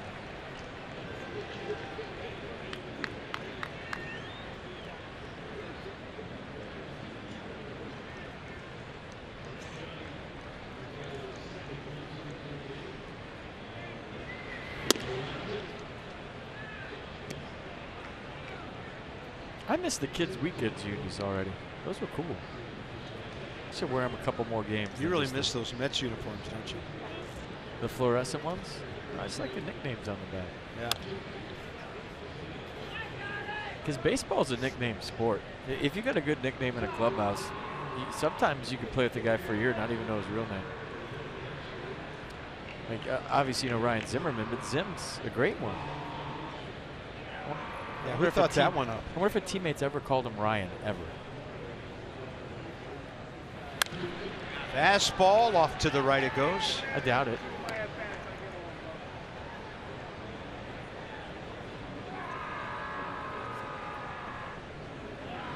He's weedy, usually. What was he, Maui this weekend? Wheats.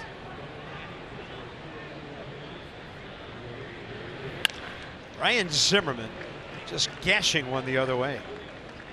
Last 19 ball games, Ryan hitting over 325 with that base hit.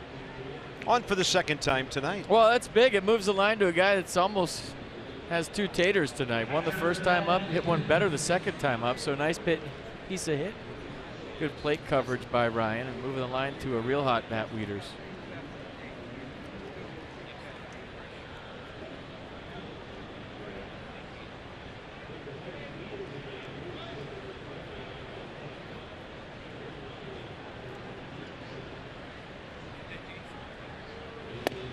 And that second time up, Matt had fouled off a bunch of pitches on a 2-strike count. Pitch number 90 coming from Zach Eflin. Jim Wolf likes that side of the plate, doesn't he?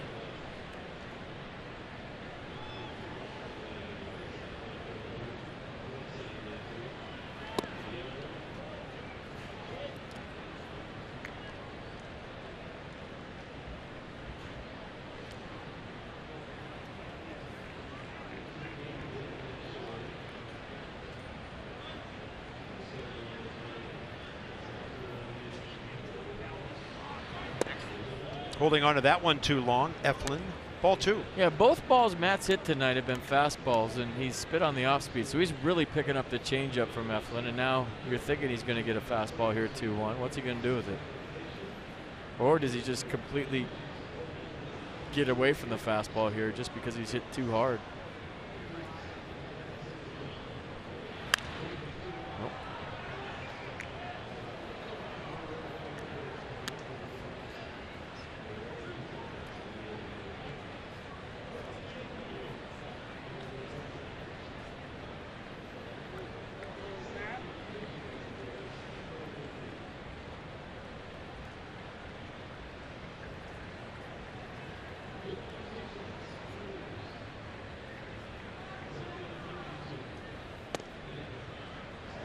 All right, now Zimmerman gets a head start with 2 outs. Wilmer Defoe is waiting here in the top of the 5th. Let's go, Zach. Here we go. Let's go. Ball game that will eventually be decided by both bullpens. Both starters elevated pitch counts. And now a 3-2. There goes Ryan. And Wieters off speed couldn't get down to it. 2 Ks for Eflin in the 5th. The Nats have stranded their 6th runner, but lead 4-2.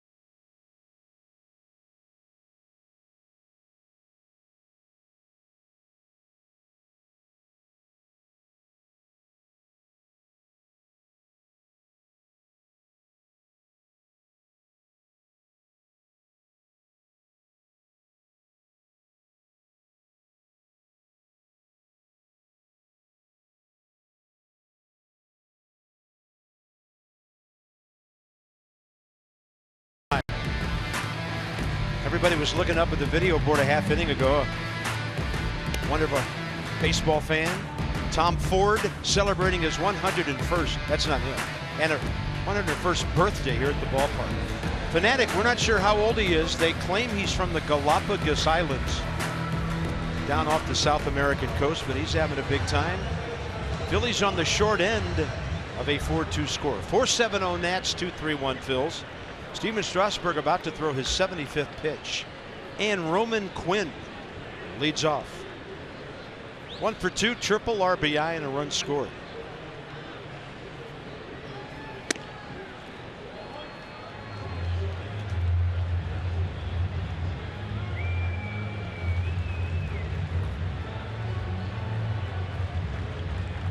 Sprained the middle finger on his right hand after only 25 games at AAA Lehigh Valley this year. With the AAA level for the last couple of years. Did make it to the Bigs 2 years ago, 15 games with the Phils. Drafted him second round back in 11 out of Port St. Joe, Florida. 3-0. Leadoff guy pumping on 3-0. Pardon me. I looked at the scoreboard. They had the count wrong, and I was fooled as well. It was a 1-1 pitch.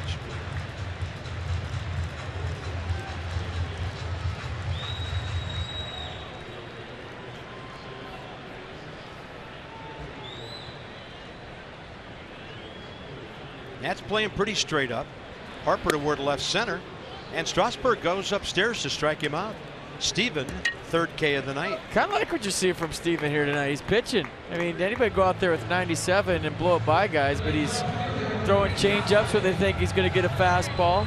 He's climbing the ladder with 2 strikes. So, you know, you're hoping later rather than sooner, but someday along the way, he's going to have to learn how to pitch with 92, 93, and tonight he's showing you that he's pitching. There's been times we've seen him just dart 97 on the black, 98 above the letters for strike 3, but tonight with lower velocity, he's relying on the off speed and he's working hard, really pitching. He's only given up 3 hits. One of them to this guy, Rhys Hoskins. Base hit up the middle, first inning.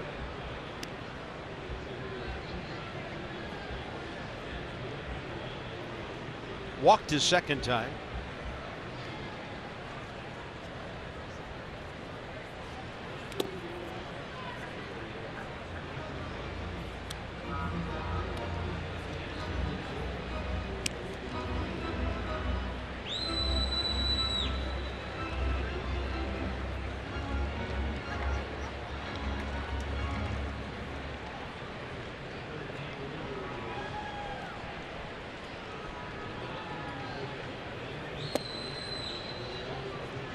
Doesn't like the ball, get a new one. Trying to keep that hand dry. Rosin wiping it on his leg. Going back, grabbing the rosin one more time.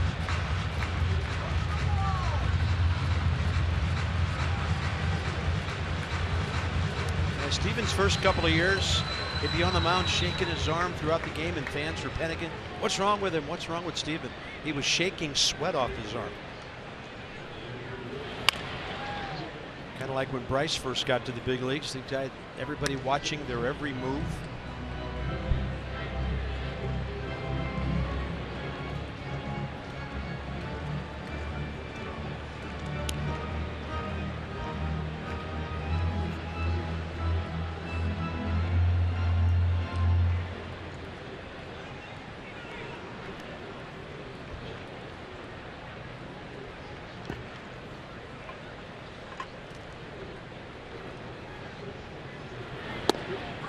Good looking curve. It ended up downstairs, but evidently across the plate, and Jim Wolf punches out Rhys Hoskins. Yeah, sharpest curve of the night from Steven. Check out the break on this. Good frame by Matt Wieters to catch the top of the baseball, keep it in the zone. Buckled Rhys Hoskins for strike 3. So fastball up to Quinn, curveball down. So that's $44 more to the Children's Inn at the National Institutes of Health. Washington area Toyota dealers handing that over for every strikeout by a Nats pitcher this season, and for Strasburg, number 110.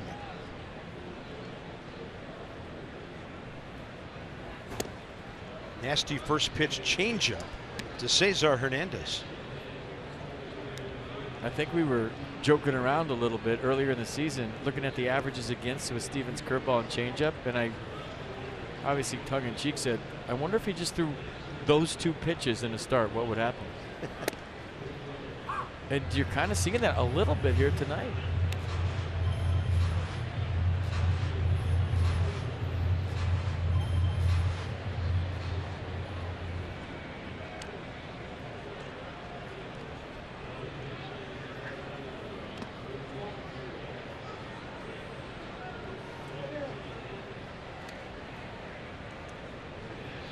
Remember Luis Avilan, several years with the Braves, added recently to the Phillies bullpen. One of their 2 lefties with Adam Morgan. Boy, I don't know how you don't say Adams Morgan every time. You're so good. There's only one of him. Ball 2.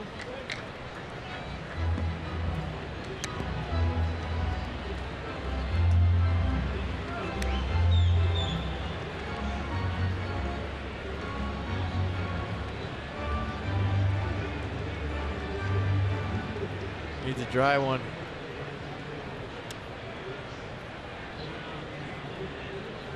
Can you imagine if you sweat that much, you get a ball back and you have sweat on your hand, that ball's done immediately. It's slick. That's why he just changed.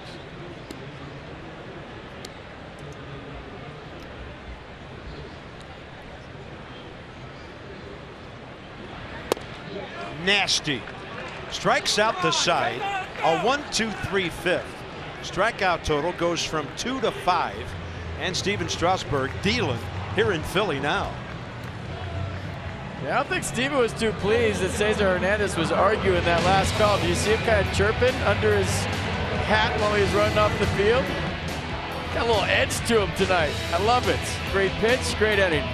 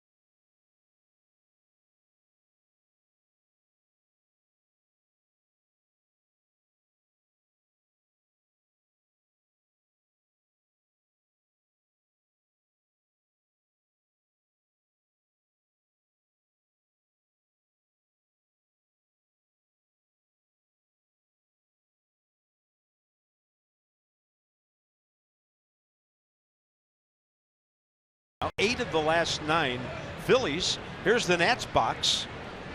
Juan Soto has a couple of hits. He has driven 1 in. He's scored 1. Matt Wieters, a long homer back in the 2nd and in the 4th when there were hits from Soto and Turner. Phillies had a couple of miscues that helped the Nats score 2 unearned runs. Top 6, Defoe, Strasburg, Eaton, and Zach Eflin, 95th pitch.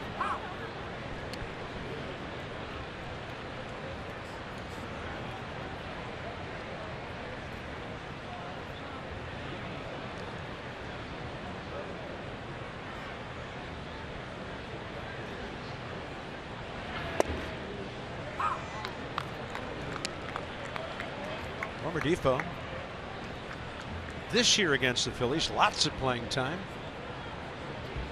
just under 320 career. He's hit a couple of homers against him and driven in 5 runs.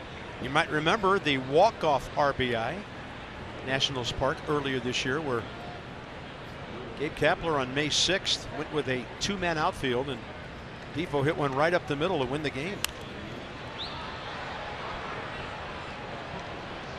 I think it would have been deep enough had there been a center fielder there. Strasburg, 88 pitches, 50 strikes. Off speed, Wilmer Defoe gets around it, gets himself a knock. On for the second time. Oh, I thought he was going to go.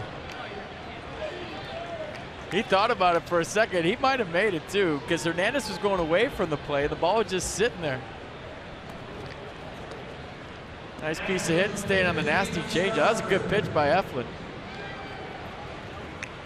And the ball just kind of sits there, and Wilmer thought about it for a second, and then hit the brakes.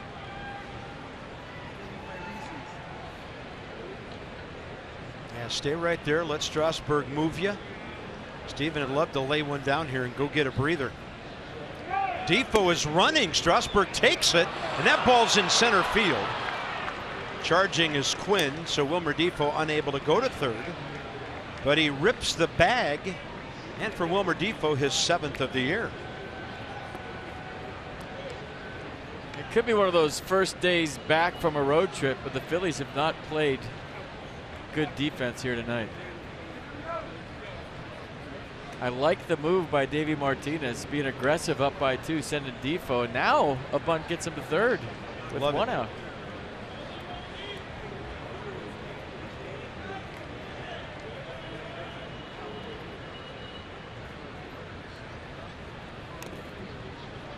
Ball fouled straight down, 0-2.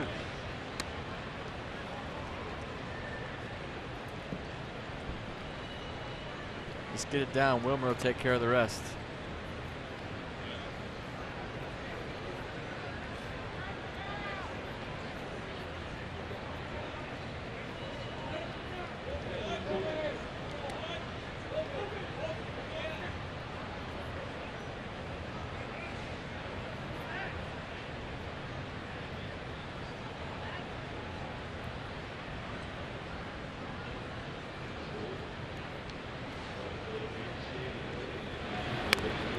Nice, very nice. Santana to Hernandez, 3-4. Defoe at third for Adam Eaton. Good hustle too, running down to first base. Not just a good bunt. Steven was getting it running down the line, so give him credit for a tremendous inning, striking out the side last time and getting Wilmer Defoe to third with one out, then busting it to first. We always show you when Max runs hard. Steven just ran real hard to first there. I love it. Gabe Kapler wants the baseball. So a good bunt with 2 strikes, and then hustling all the way through the base. Adam Eaton has a chance to extend the lead. Nice job. He'll be doing that against the Phillies bullpen. Choose a winning team for your vehicle. Jiffy Lube, for value and convenience. JiffyLubeDC.com.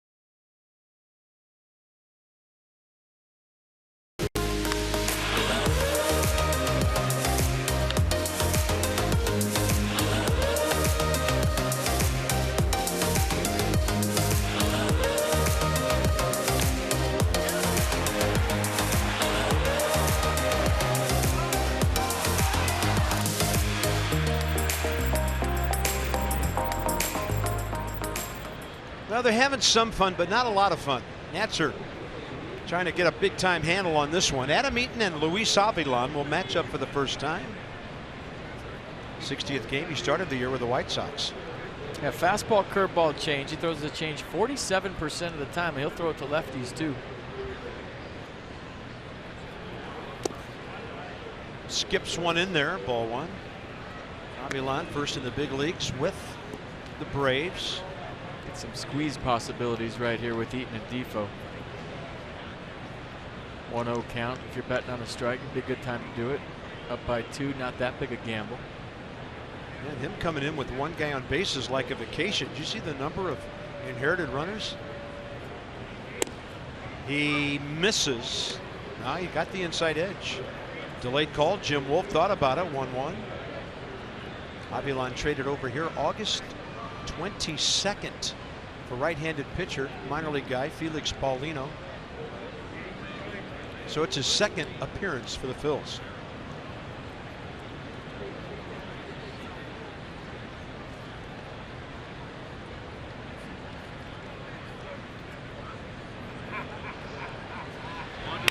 Adam Eaton strokes one to left center. He's thinking a couple. Ball cut off by Hoskins, then dropped and easily into second base. RBI double. Adam Eaton, 5-2 Nats. Pretty swing, wasn't it? Just going down and touching one into left center field. 5-2. I'll tell you what, the Phillies look tired tonight. Just the way they're going about it. They don't look rested. And the Nats are taking advantage. So 5 runs, 3 earned, charged as Zach Eflin. His line's complete. Here's Trey Turner, 1 for 3 with an RBI hit. Trey sees Avilan for the first time.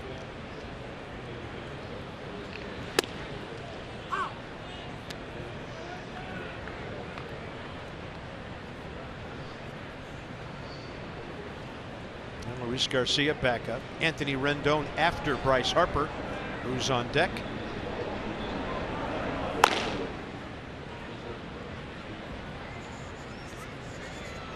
A move to the bag by Hernandez, and Adam Eaton just walks back. Bouncing around, he wants to steal third.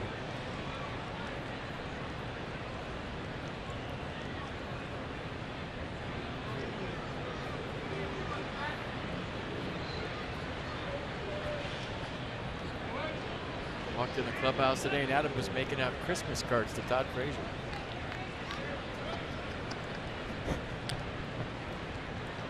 I told him, I said, hey, I don't want to know the backstory there. I just love when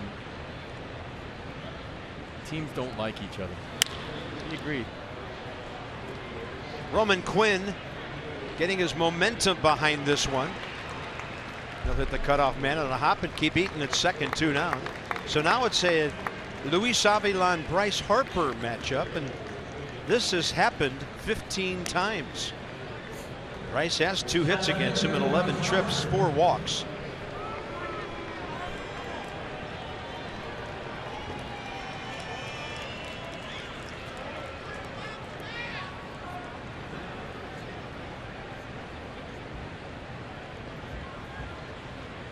Bigger protection on deck in the form of Anthony Rendon. Should get something to hit here. Hernandez in right field on the shift. Unless you like the right-on-right matchup out of the bullpen. So this will be the last hitter Avilan faces. Ton of room left side of the infield. Franco about 15 feet inside the third base line, but to his left.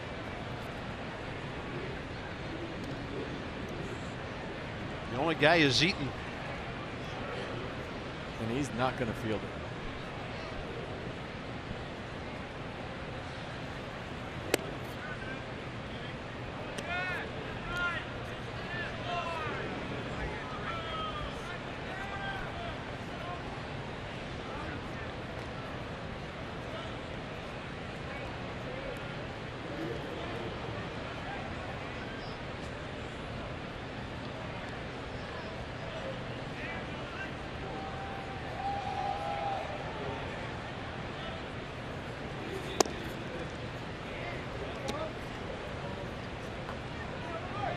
green light all the way, right?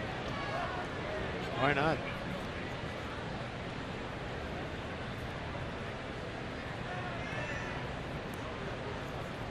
Don't want anything to do with them, it seems like.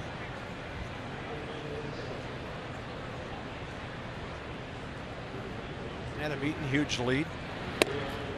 Walk BRYCE on forward, and we'll see if Avilan hands the ball over to his manager.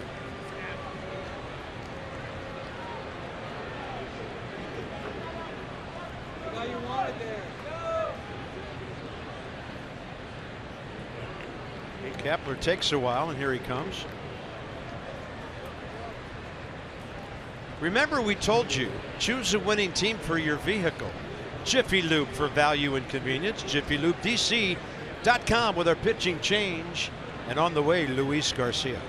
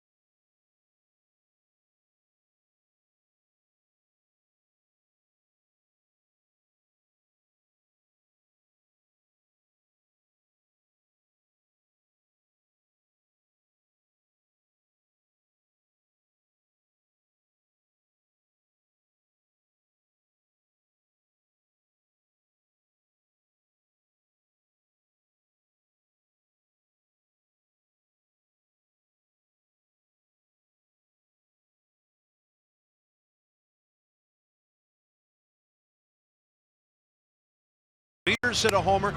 Since then, they've done a pretty good job of taking advantage of offensive opportunities. Phillies have given them a little help, but I think one of the big stories tonight is what Steven Strasburg's doing through 5 innings now. Yeah, gutty performance from him, right? I mean, you talk about what he's done out there with the off speed, the way he's attacked the strike zone tonight with different pitches, the changeup, the curveball, throwing the fastball late up. I mean, it's been a gutty performance for Steven, getting the bunt down, getting Wilmer Defoe over. So he's having a nice game here. So maybe building up his stamina a little bit and getting some help from his offense line moving. Now it's up to Anthony Rendon against Luis Garcia.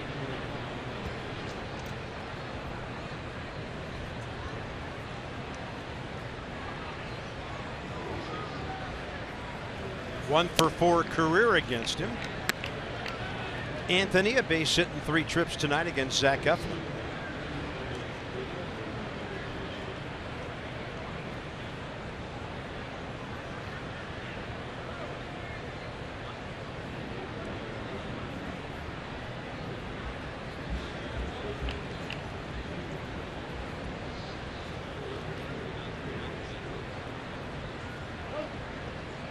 Garcia 2 pitches, fastball, slider, occasional split, so really 3 pitches. Fastball 97 on average.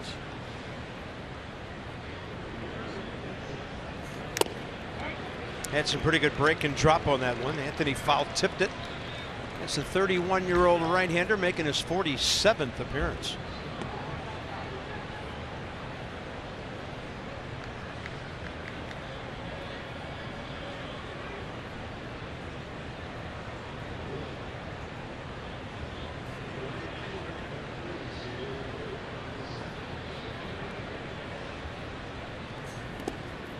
Bounce, good save, Wilson Ramos.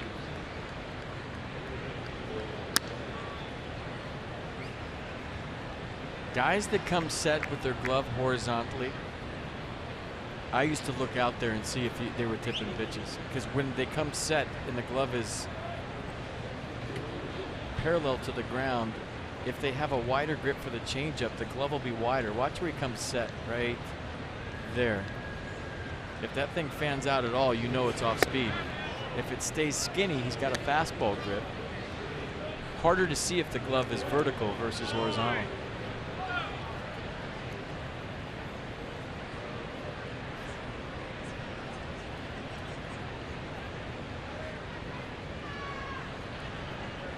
I mean, you look for anything, even in the dugout when you're not playing, you're looking for just a little movement in the glove, a little bit wider, a little bit skinnier, maybe a different angle after he's come set on certain pitches. Maybe if he goes up higher over his head on different pitches is to give himself time to change the grip. Hard hit ball, right field corner, and slicing foul. Rendon got a good piece of that one. I could sit here and talk for 45 minutes about pitchers tipping pitches and what they do, what they don't do, what you look for, what you don't look for. That was my job most of the time. I was going to say, if you start now, we'll probably be in the bottom of the 6th when you're done. I watch every night out of habit still, and I get their pitches out of habit still. Sometimes you don't talk about it on TV because you don't want to give it away when maybe the bench has it. So you just kind of watch and observe. Those guys are always looking for any edge.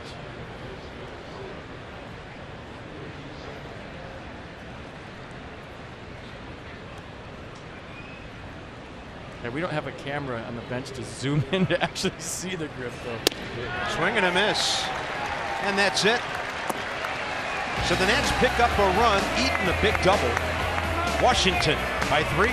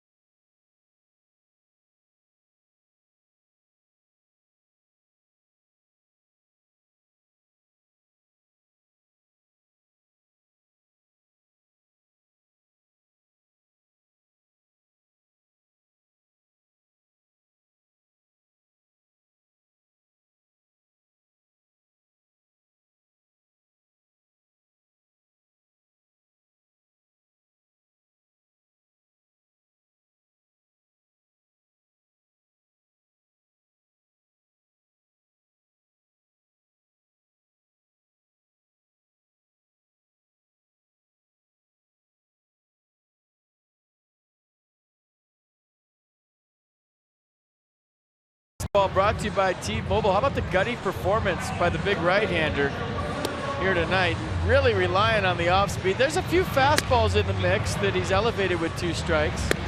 Those 2 come to mind because we just showed them. But how about the curveball too? 5 strikeouts, just a couple of runs on 3 hits over 5.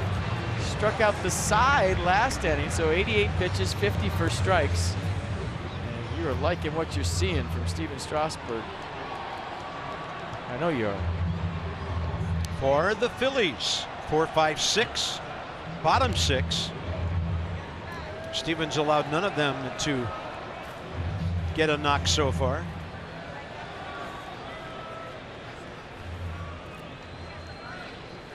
Ramos a grounder to short, 1 to third.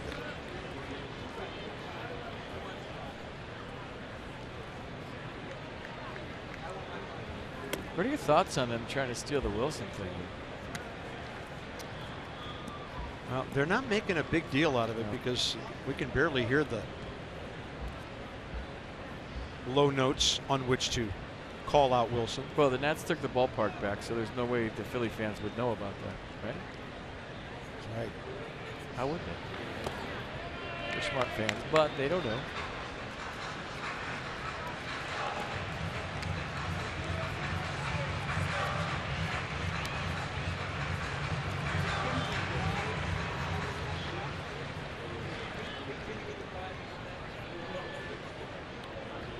Danger count here to a big fella who can hit home runs. Wilson 15 on the year, 61 RBIs. Pretty good numbers considering he's been hurt a bit. Banged up, and man, talk about banged right into center field. Ramos is 13 for 28 as a Philly. As Jubal Cabrera next, that's only their 4th hit tonight. So their leadoff guy, Roman Quinn, had the RBI triple in the 3rd. Hoskins a single and a walk. Cesar Hernandez, their other RBI. And that's the only other hit from the entire rest of the lineup.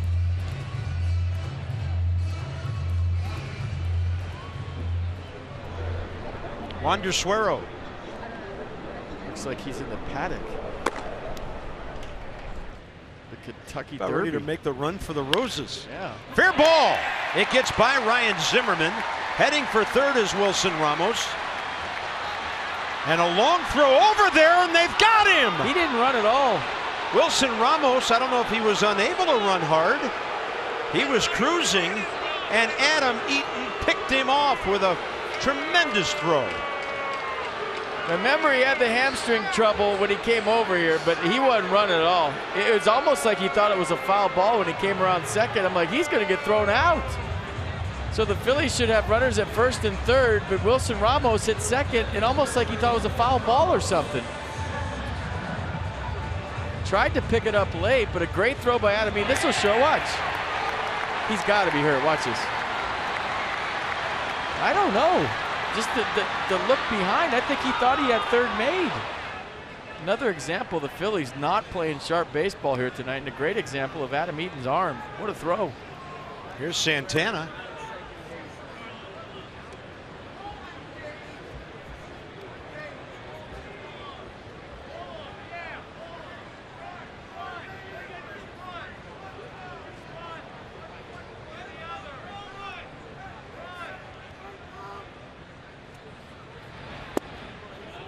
Strasburg missing, 2-0.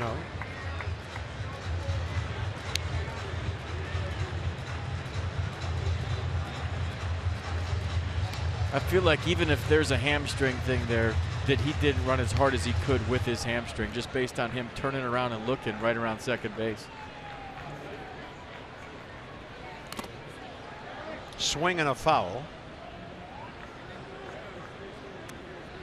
And his issues recently, why he missed the games in DC, was because of his glove hand catching pitches wrong. So that's a thank you very much, and a big out here in the 6th. Yeah, his hamstring problems are when he was still with Tampa Bay. Starting in the middle of July. Followed him here before they could activate him, and then, as you said, then he got hurt additionally. Well, that was some kind of throw from Adam Eaton. 2 balls, 1 strike.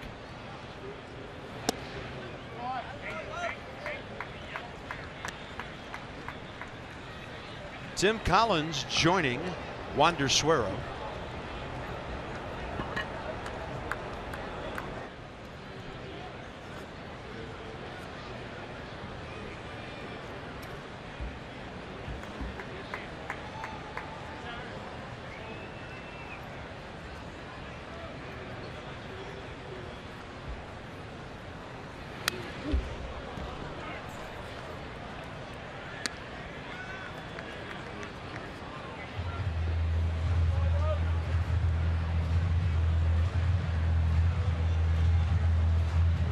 Pretty good hack on that heater. I think that might buy him a 3-2 changeup. Let's see what they decide on.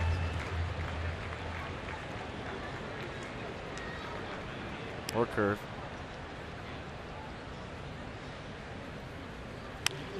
Yeah, brought the breaking ball back and got a pop-up. Anthony Rendon alone over there. See Matt Wieters run all the way out there just in case the shift and the pop-up was going to drop. Good hustle by the Nats catcher. I like it. And that's going to do it for Steven. Here comes Davey Martinez. Yeah, he's going to get 5 2/3 tonight. He'd get a pretty good ovation if he was in his white uniform after that showing here tonight. Hasn't motioned yet. This could be a conversation. Got one more? All right. He sweats and stays. Look at the water coming off the bill of his cap. What a confidence from the skipper. It's got to fire him up a little bit, right?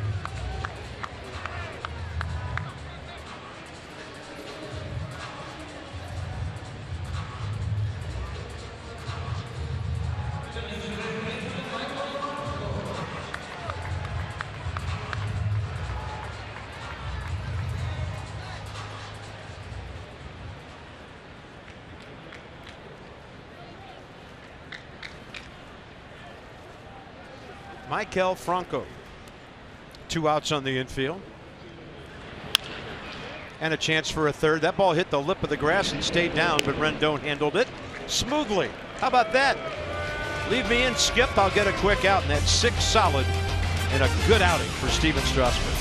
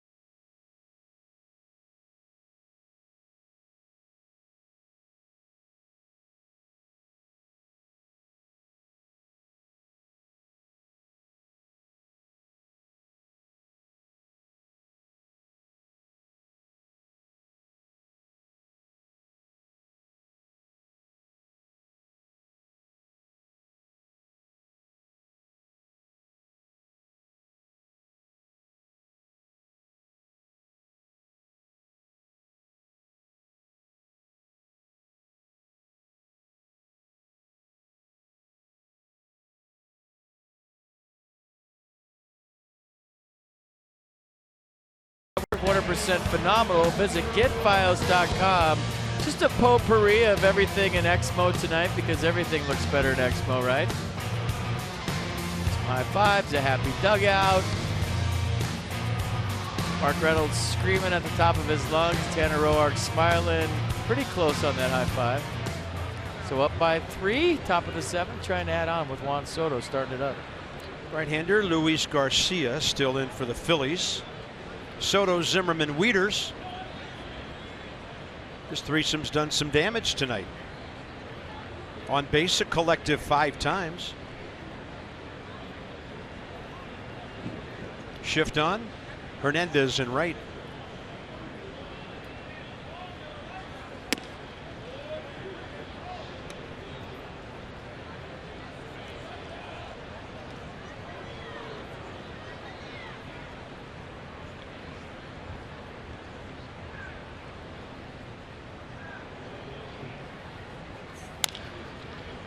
That's foul. You know, it's been fun to watch the evolution of Juan Soto as a 19-year-old, but you know, we talk about his hitting, his defense has gotten better. The base running will come with experience. But as he gets more experience, the between pitch mannerisms and the evolution of that in the next 3 to 4 years, as he gets even more confidence, could be fun to watch. I love when he takes a pitch, squares up to the pitcher, moves the dirt around, and just looks him in the eye. Watch, look at. I mean, what's that going to be like 3 years from now?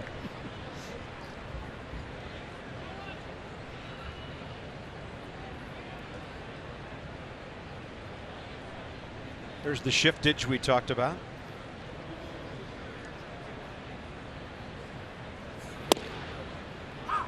To the outer half with the heater, Garcia. And it's only when it's a ball.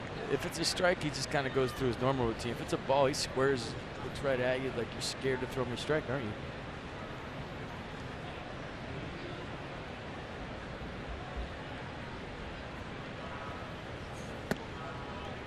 That's a loss of release point. 3-2.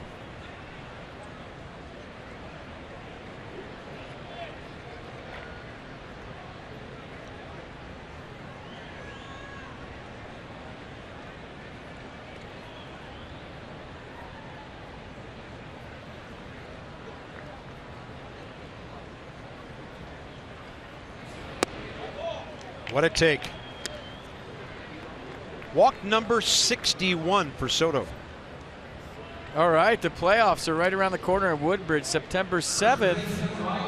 First home playoff game, game 3 of the Northern Division Championship Series. So this is serious. We don't mess around with these. It's the playoffs, and the Peanuts are going for a ring. So if you got nothing to do, go out and support the boys.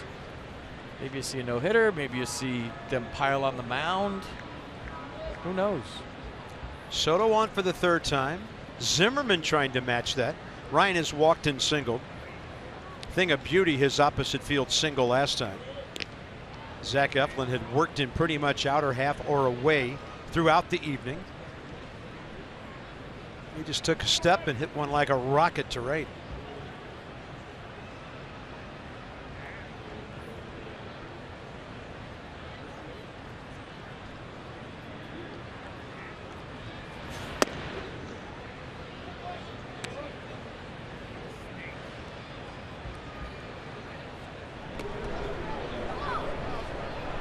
Ready for the 6th race here at Churchill Downs.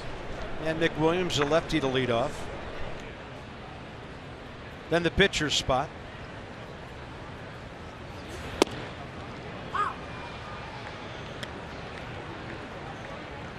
You know, one of these days, in honor of Tyler Clippard, we should go out and buy a lottery ticket before we come to the game, just because. Yeah, we might win. Financial security, as the commercial used to say. Mom was spiking the ball in the end zone. Set for life. 1-1 and a step off. Yeah, Clippard and Storen and that bunch of characters. They almost had the state of Pennsylvania giving away billions one night. I mean, I've never looked at that bullpen the same since that day. I haven't. Every time I look out there, I think of those guys.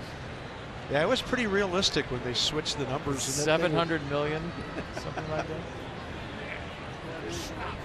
Almost threw the East Coast into a recession.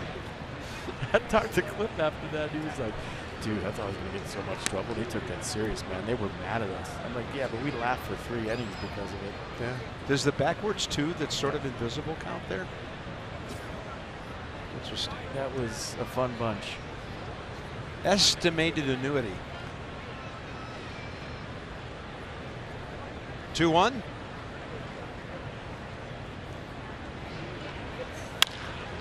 And a tapper left side for Franco. Cesar Hernandez. Safe. Ryan Zimmerman beats it out. I'll tell you what, that's as quick a turn as you'll see at the major league level from Hernandez at second. This is not a double play ball. You see the first hop? Ryan's running hard the whole way. Watch this turn. You can't get rid of it any quicker than that with something on it right on the money. I've said this before, Fernando Vina is the quickest I've ever seen turn a double play. That was close right there by Cesar Hernandez, and Zim was hustling the whole way. Almost turned a non-double play into a double play. It's good baseball by Ryan there. Matt Wieters has played some ball tonight. Hit the ball really hard twice. Homer. Then he pinned Quinn up against the right center field wall in front of the bullpen. Eflin finally went off speed to strike him out 3rd time. And he takes the fastball for a strike from Luis Garcia.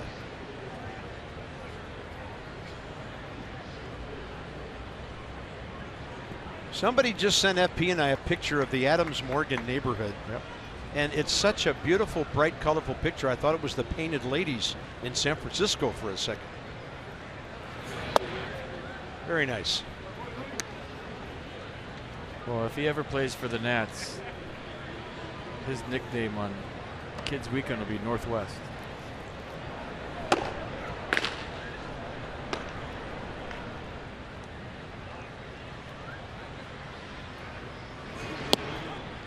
One.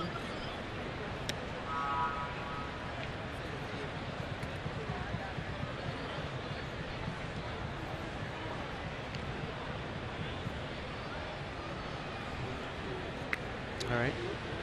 They have fixed the count. 2-1 now. On the board, we had it.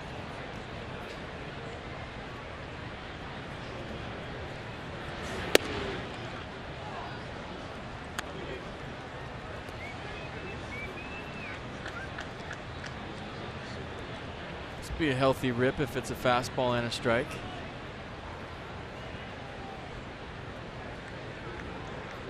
Already got one under your belt. You're thinking about two right here. Just missed the second one.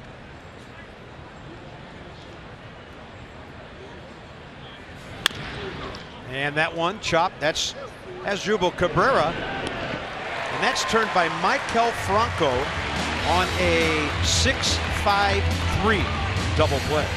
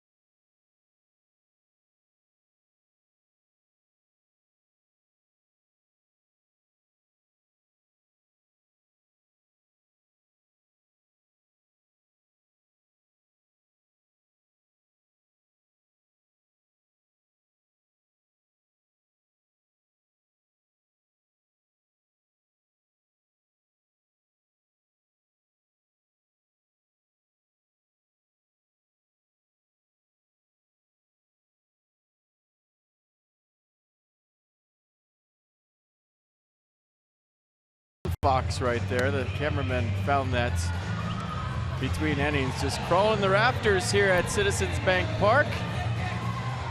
Make sure you put your garbage lids all the way down. Those things can get into your garbage no matter what. I don't know how they do it. They're magicians. On Friday, August 31st, come out to Nats Brewers, 7:05. If you want first 20,000 fans, ages 21 and up, you get that hat. It's presented by Budweiser. Get your tickets at nationals.com. All right, Tim Collins, 24th appearance here for the Nats.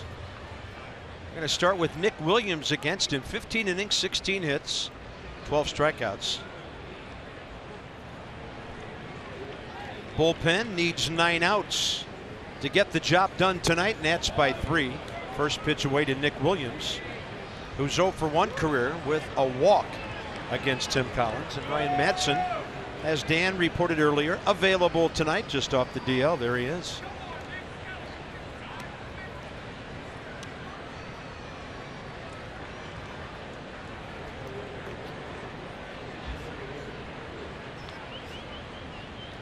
Maybe for Hoskins.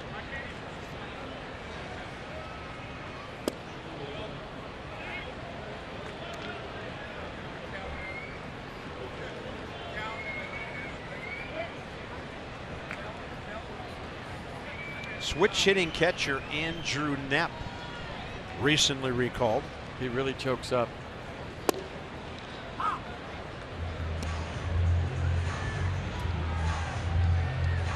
see he's just trying to get a feel for the bat.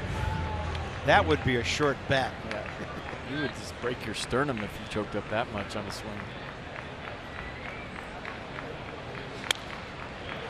That'll even the count 2-2.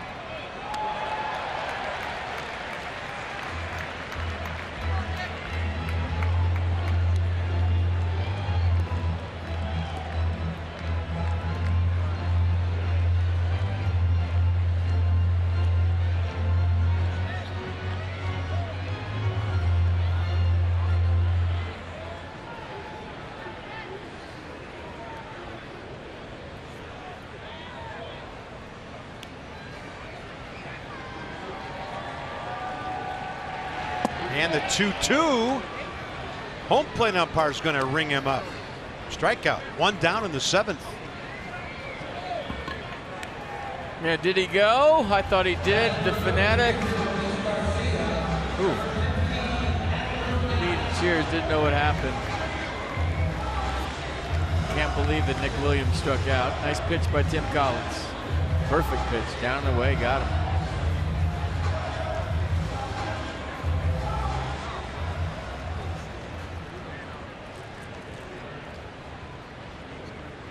He's choked up, not as much as he was on the on-deck circle, though. He has 5 pinch hits, a homer, 2 RBIs as a pinch batter this year. Overall, .217. Andrew Knapp, 26 years of age, Roseville, California. Cal Berkeley.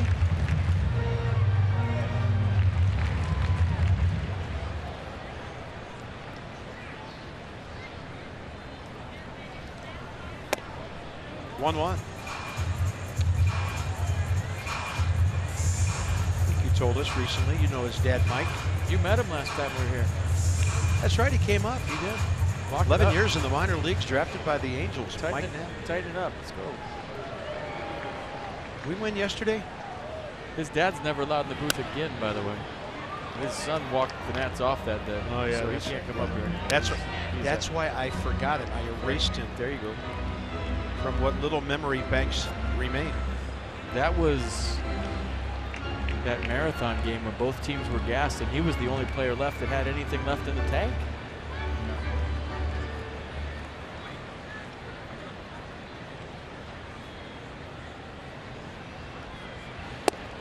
And Collins drops in the hook to get him looking. 2 down. That was nasty. Wow. Watch this. Curveball just starts way out of the zone. It comes back to the inner third. All I can do is sit there and watch that one.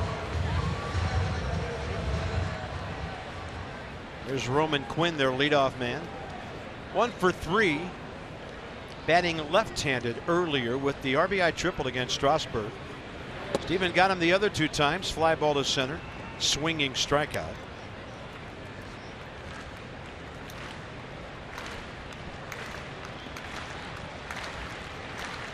Whenever you hear clapping in unison here, you know the fanatics trying to get something going. No.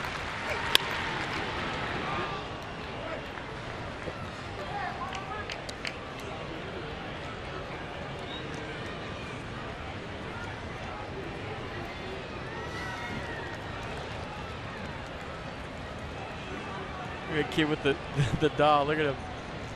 The mini mascot doll. Mini me. That's fun. And a tapper. Quite an inning for Tim Collins. 2 strikeouts. Pounces and throws out the 3rd man.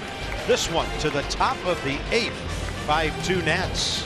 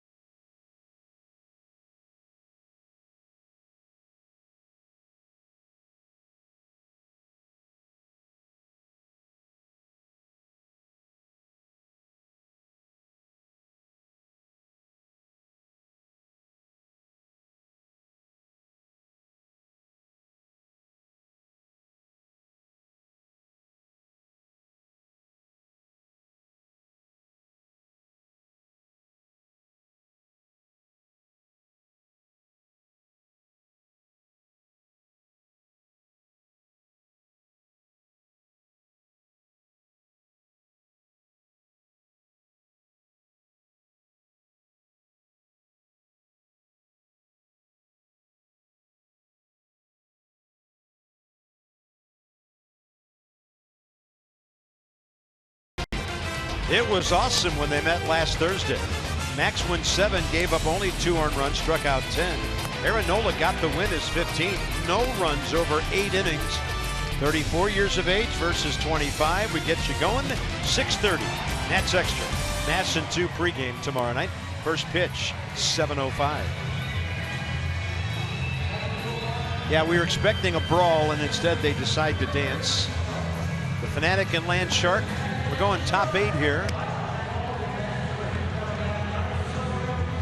I've seen better from him. Here's Adam Morgan, 28-year-old. Philly draft pick. Career Phil, 54th appearance. 40 hits in 38 innings, 41 strikeouts.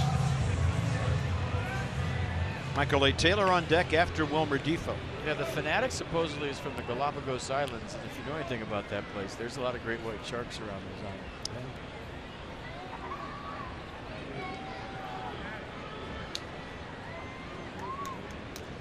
Wilmer Defoe, 0 for 2 career against Morgan. Have to push another one across here with Davey Martinez. Little add-on baseball.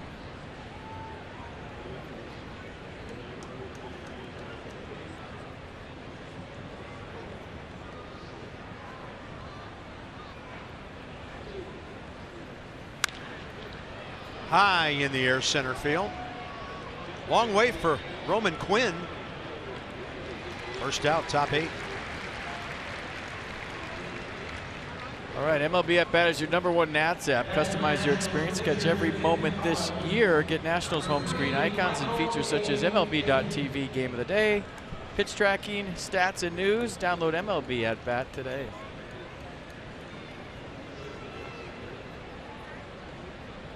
Michael A. Taylor pinch hitting and maybe making his way to the outfield for the last 2 innings defensively.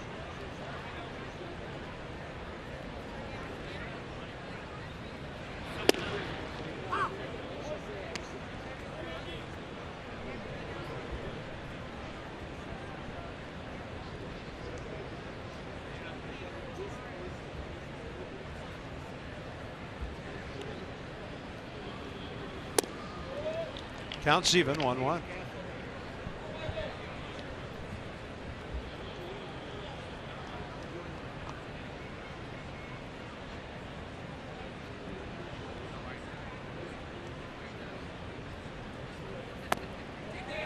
Couldn't stop.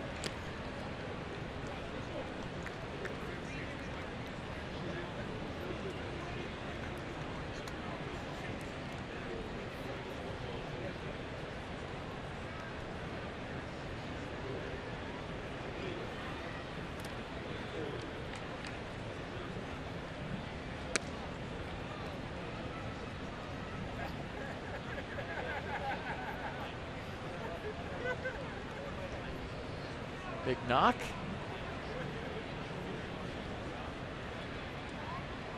Yeah, Meaton's having himself a good couple of days. Didn't start the first game Friday night in New York. Came back with a vengeance Saturday and Sunday.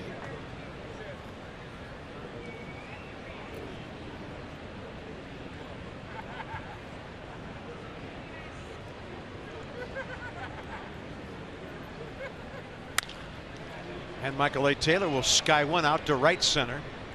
Nick Williams. All right, it's time for your fourth drive of the game. We're going to go back to the 6th inning. You could give his fourth drive of the game to the throw to get Wilson Ramos out. Maybe equally as important from right field, but that was a 2-out knock. A 1-out knock to score Wilmer Defoe. Hurry your local Ford dealers for great savings on cars, trucks, and SUVs. I wonder if he's ever thought of legally changing his first name to Spanky. He likes it. Look, he's laughing. It's a good idea.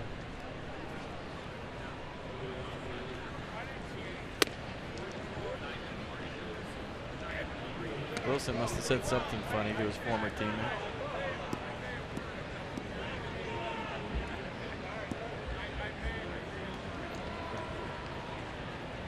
Yeah, maybe they weren't teammates. Wilson was gone last year. All running together. offered, took it, 2-0.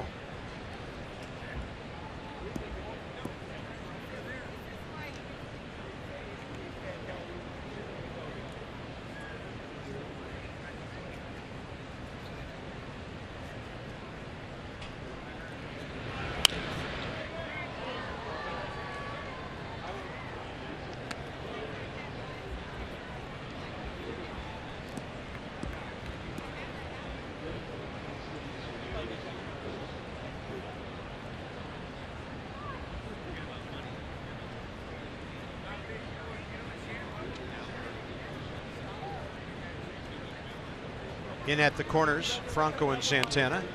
Lays one down right in front of the pitcher. Extra little step there by Morgan, but he unloaded in time. Looks like Ryan Madsen's next. The Nets by 3.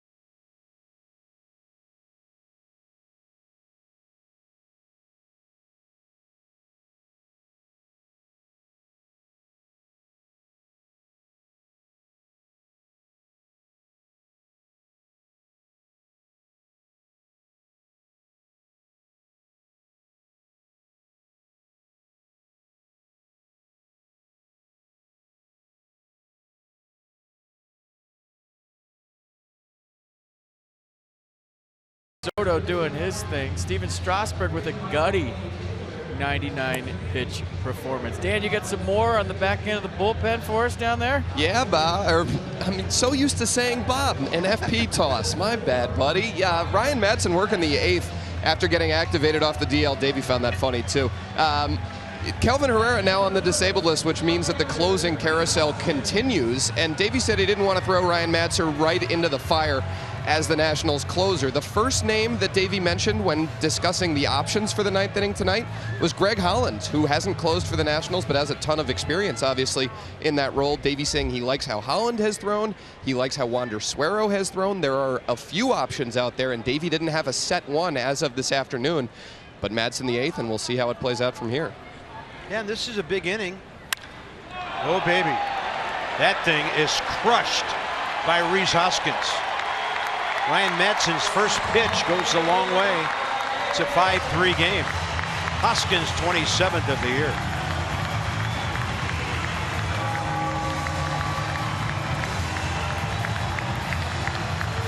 An educated guess by Rhys Hoskins. He's thinking 3-run lead. He's going to challenge me with the heater. He got one down and in and just dropped the barrel on. Look at the slow leg kick. And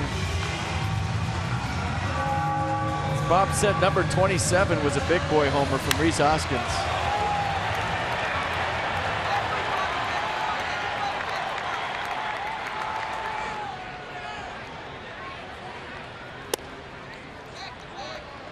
Hoskins, second career homer against Ryan Madsen. So now it's Cesar Hernandez.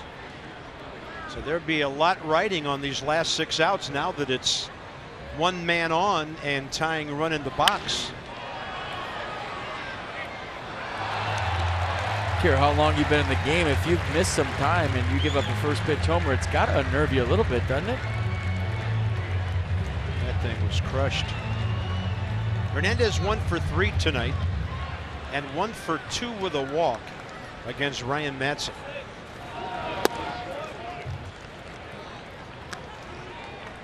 Michael A. Taylor does indeed stay. Goes to center, moving Bryce Harper to right.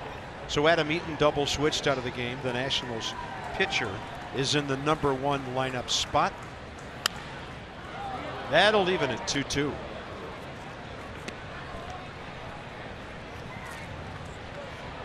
Wander Suero up. Wilson Ramos on deck.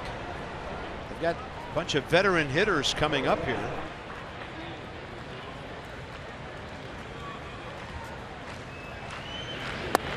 And he pulled the string on it. Brilliant off speed by Ryan Madsen for the strikeout.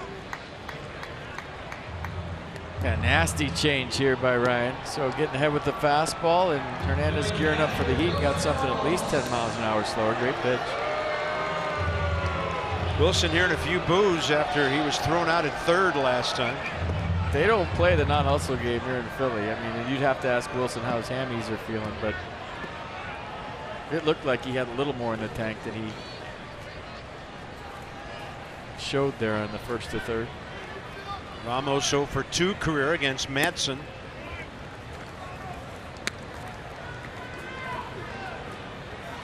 Huge play in a 2-run game when you think about it. Yeah, the Nats had just scored a run. Phillies had a chance. They had a chance at first and third, nobody out. The makeup swing right there, wasn't it?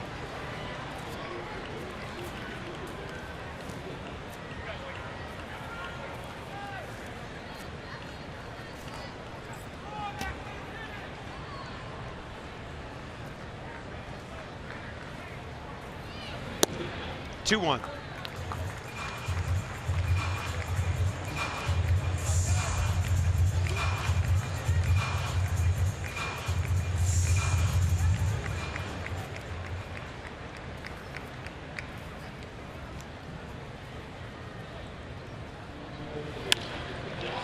Ramos into right center. It's tailing to Bryce Harper.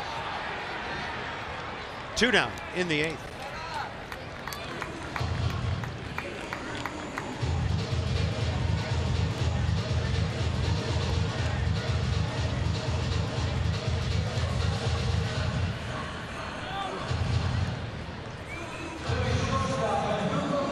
Asdrubal Cabrera, 2 for 6 career against the Nats reliever, and tonight a base hit last time, 1 for 3.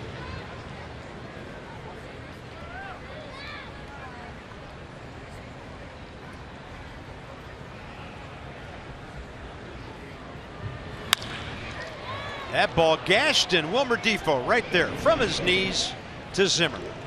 Things happening quickly in that 8th. Phils get a run, top 9. Nats by 2.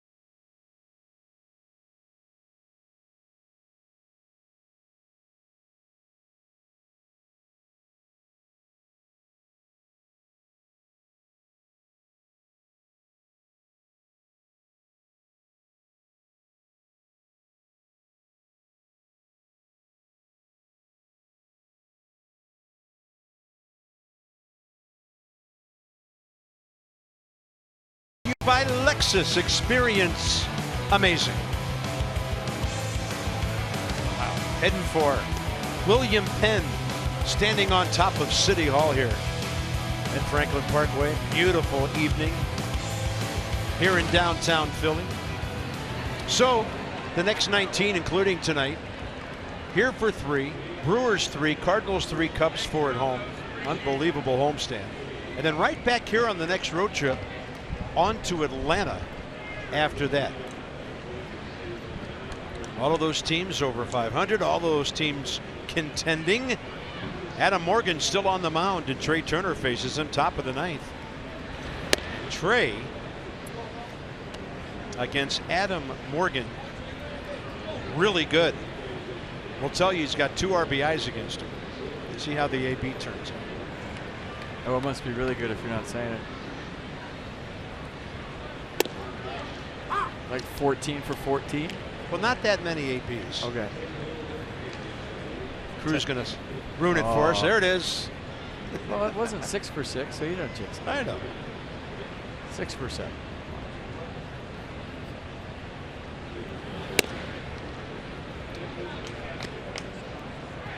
Justin Miller for the 9th, it appears.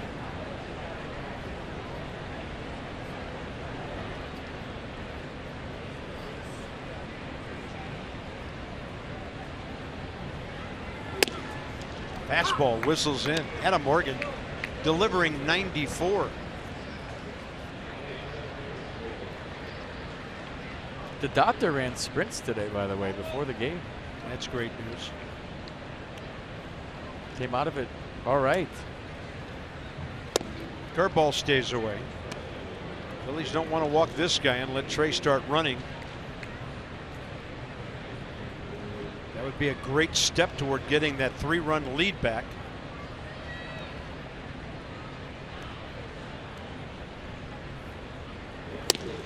He goes off speed and Turner can't get to it. 4 straight retired by Adam Morgan.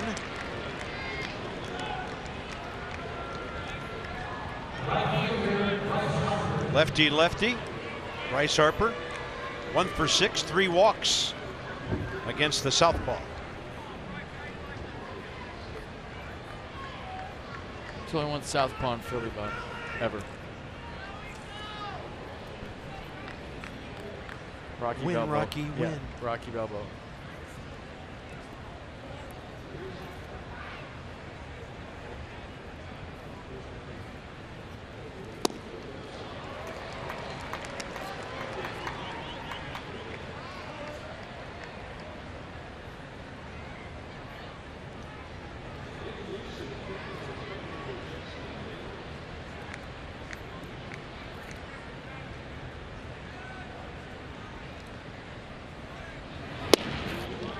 Follows up the hook with the heat. 96. Paint too. 0-2.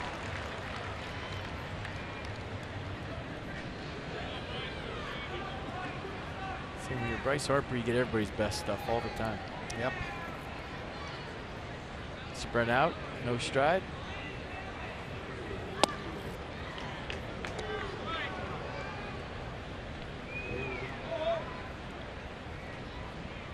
I don't know what the horizontal break is on a good curveball, but when you see a lefty throw one, it looks like about 4 or 5 feet.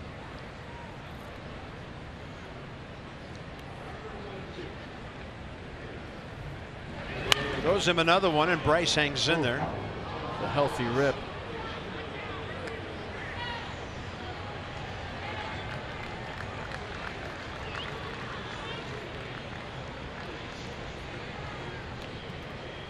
I mean, if you're Bryce, you're saying make that curveball start behind me, and that's the strike. If it starts in the zone, it's going to break away out of the zone. And at the same time, gearing up for 96. High.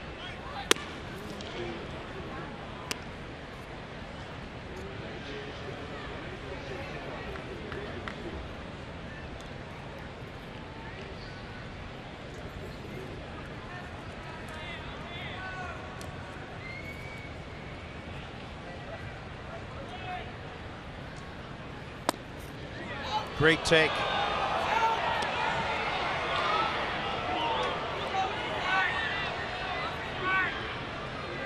Morgan taking a long walk around the mound. Wilson held it there.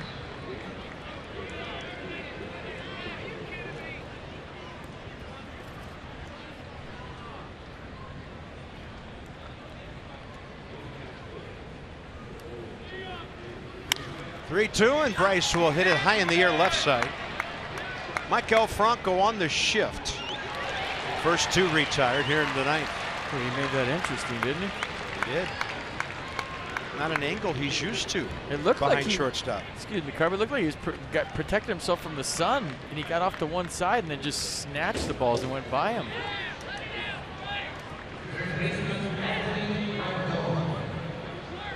I think his teammates are giving him the business here after this. Look at it. It's like he's trying to shield the sun out of the way and then just stabs it as it's going by. Dreads flowing. There's Anthony Rendon. Maybe the Nats' final hope to add on here.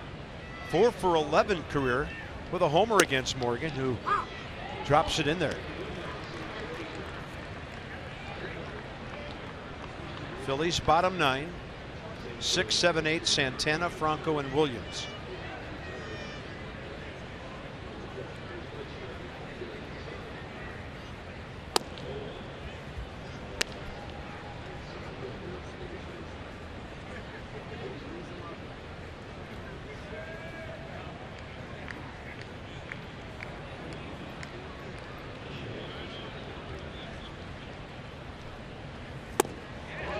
It's a nasty changeup, boy. This guy's got some repertoire for a reliever, doesn't he? Yep.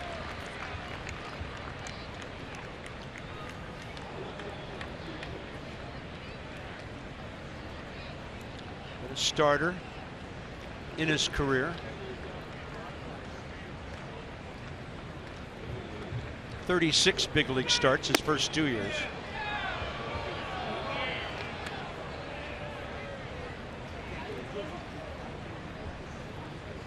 Showed him the heater in to get back to the changeup is what you're thinking. See what they decide on.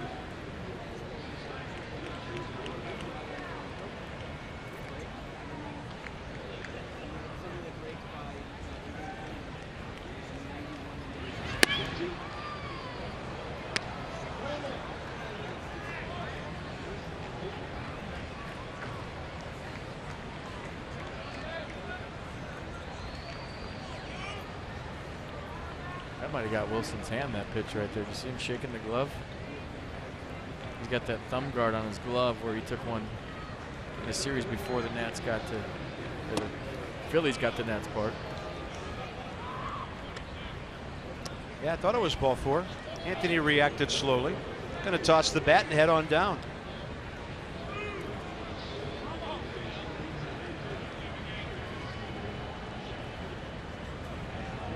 Now it's Soto. Rick Kranitz back out there. This is a trip to buy the bullpen some time in case Juan Soto reaches, so they go right on right with Ryan Zimmerman. Otherwise, there's not a whole lot to tell Adam Morgan. He's been pitching well. And he's going to wait till Jim Wolf gets all the way out there. Meanwhile, that's 4 or 5 pitches in the bullpen.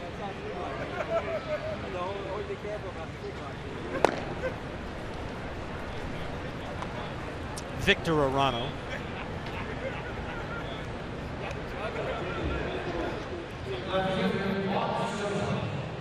Juan Soto 2 for 3. 2 singles, an RBI, a run, and a base on balls.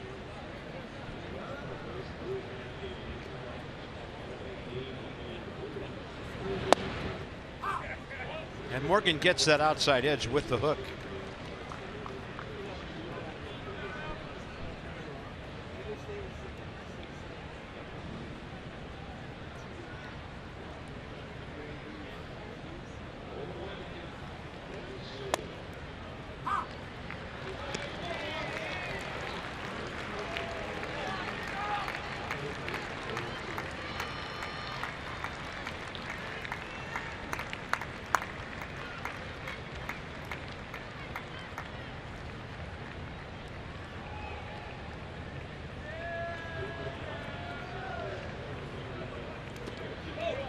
Ball gets away and Rendon will advance. Anthony saw the downward And he's in scoring position now with 2 outs. Might be a big add-on here. Get that run right back from the Hoskins home run. So a free 90 feet. Wilson Ramos can't get in front of that one. Rendon ready to go. And now Juan Soto going to try to get his second 2 outs knock and RBI here today. 21,261 paid tonight. Trying to make some noise at the behest of the scoreboard to get this 2-run game to the bottom of the 9th. That's going to frisbee right over the plate. Pretty strong 2 innings for Adam Morgan. So Justin Miller has 1 big league save. It came for the Rockies 3 years ago.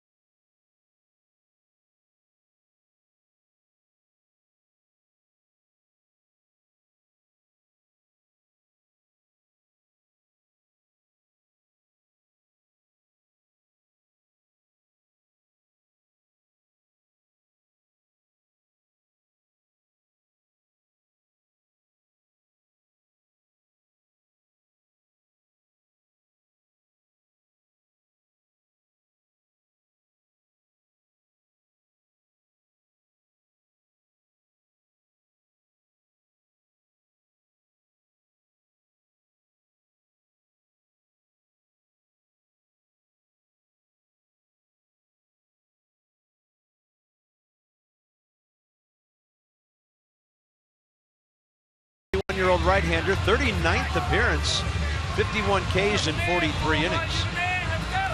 A fastball slider, and whatever happens here, you could definitely make the argument that Justin Miller's earned this opportunity for this save.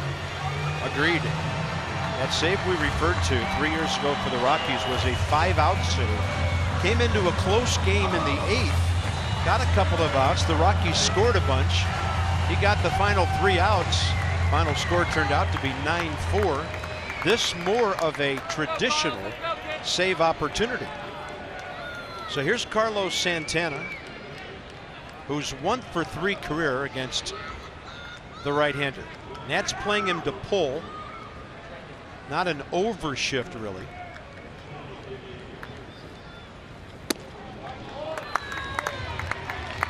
All right, Carlos, here we go, kid. Let's go now. Some dangerous hitters here in the 9th. Yeah. Nats trying to gain a half game in the standings tonight.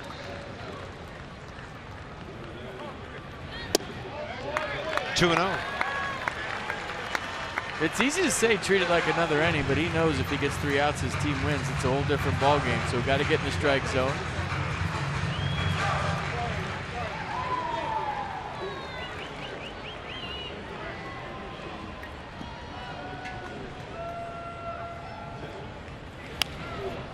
Not taking a strike at all down by 2, was he? No. Thought he might. All right, 4-1, here we go, kid. Let's go now. Ball was inner edge or beyond. So it's 2 and 1. You're going to be on your base for you, buddy. You're going to be on your base for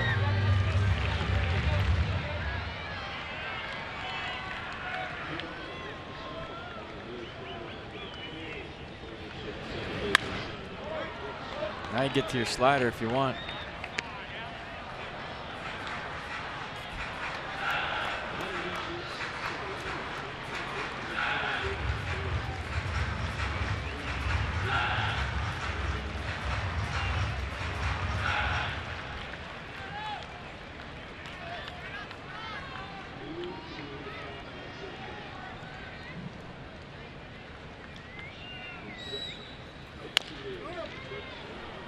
Just out ahead enough. Couldn't stay fair.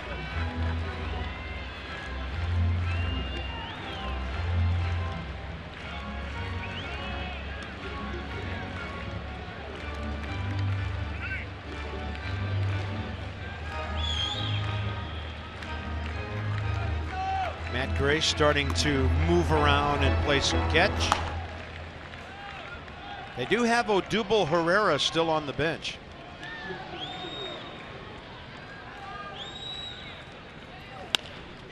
That one stays fair for Ryan Zimmerman. 1 out.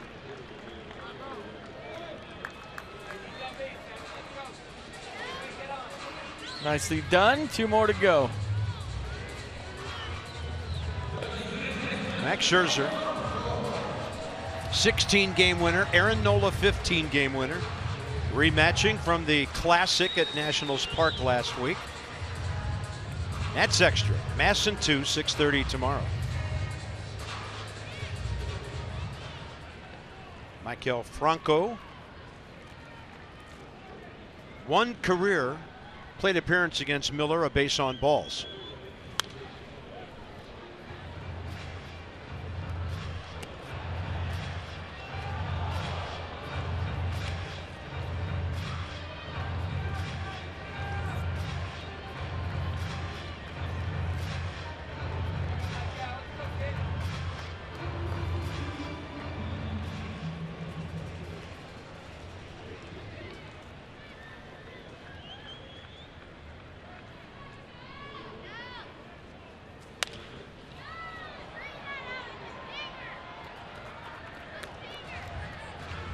So for the Nats, a difference between 9-back and 8-back if they get the W.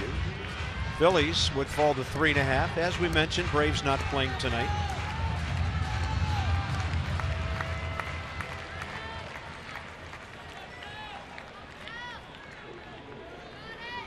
Fastball up. Oh, he tried to quick pitch him, looked up, and he asked for time. You see that? Justin will do that with 2 strikes a lot.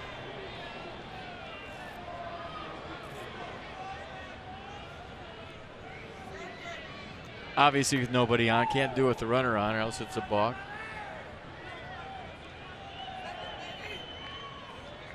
See if they stick with the pitch. They want a fastball up, I believe.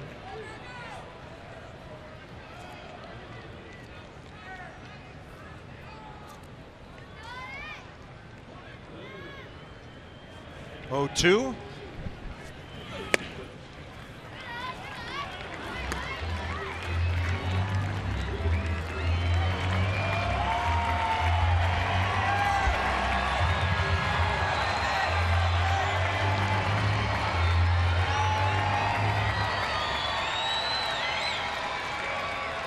Wants it up there again.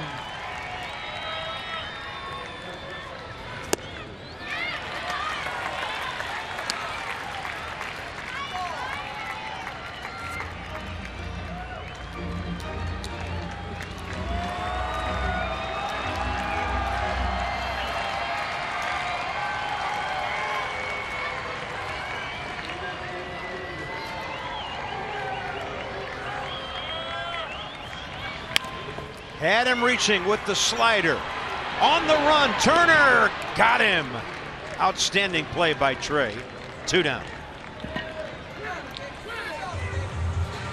That was a difficult throw for Turner. He was going away from the play on a slow roller. Franco not the fastest guy in the world, but watch, going toward Rendon at third. Jump throw with something on it. Got it all the way to Zimmerman in the air. Nice play, as you said. Big second out. Yeah, a lot of ground to cover on that one. Final hope for the Phillies, Nick Williams. 0 for 1 career against Miller.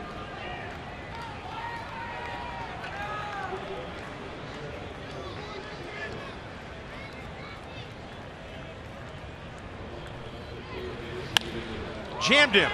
Pop up. And there's a W if somebody grabs it. It's Defoe. And the Nats win. Back to 500 at 66 and 66.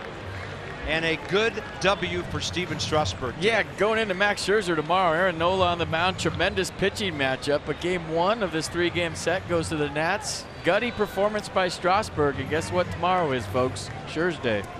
Well, a good start to that stretch of 19 ball games against contending teams we talked about 3 hours and 20 minutes ago. So the Nats got some timely hitting. Matt Wieters went deep. Good night for Soto. And the Nats take care of business. It's the matchup, the rematch tomorrow night. Nats Extra, 6:30. This has been a presentation to Masson. Johnny and Ray straight ahead, and from Philly, see you later.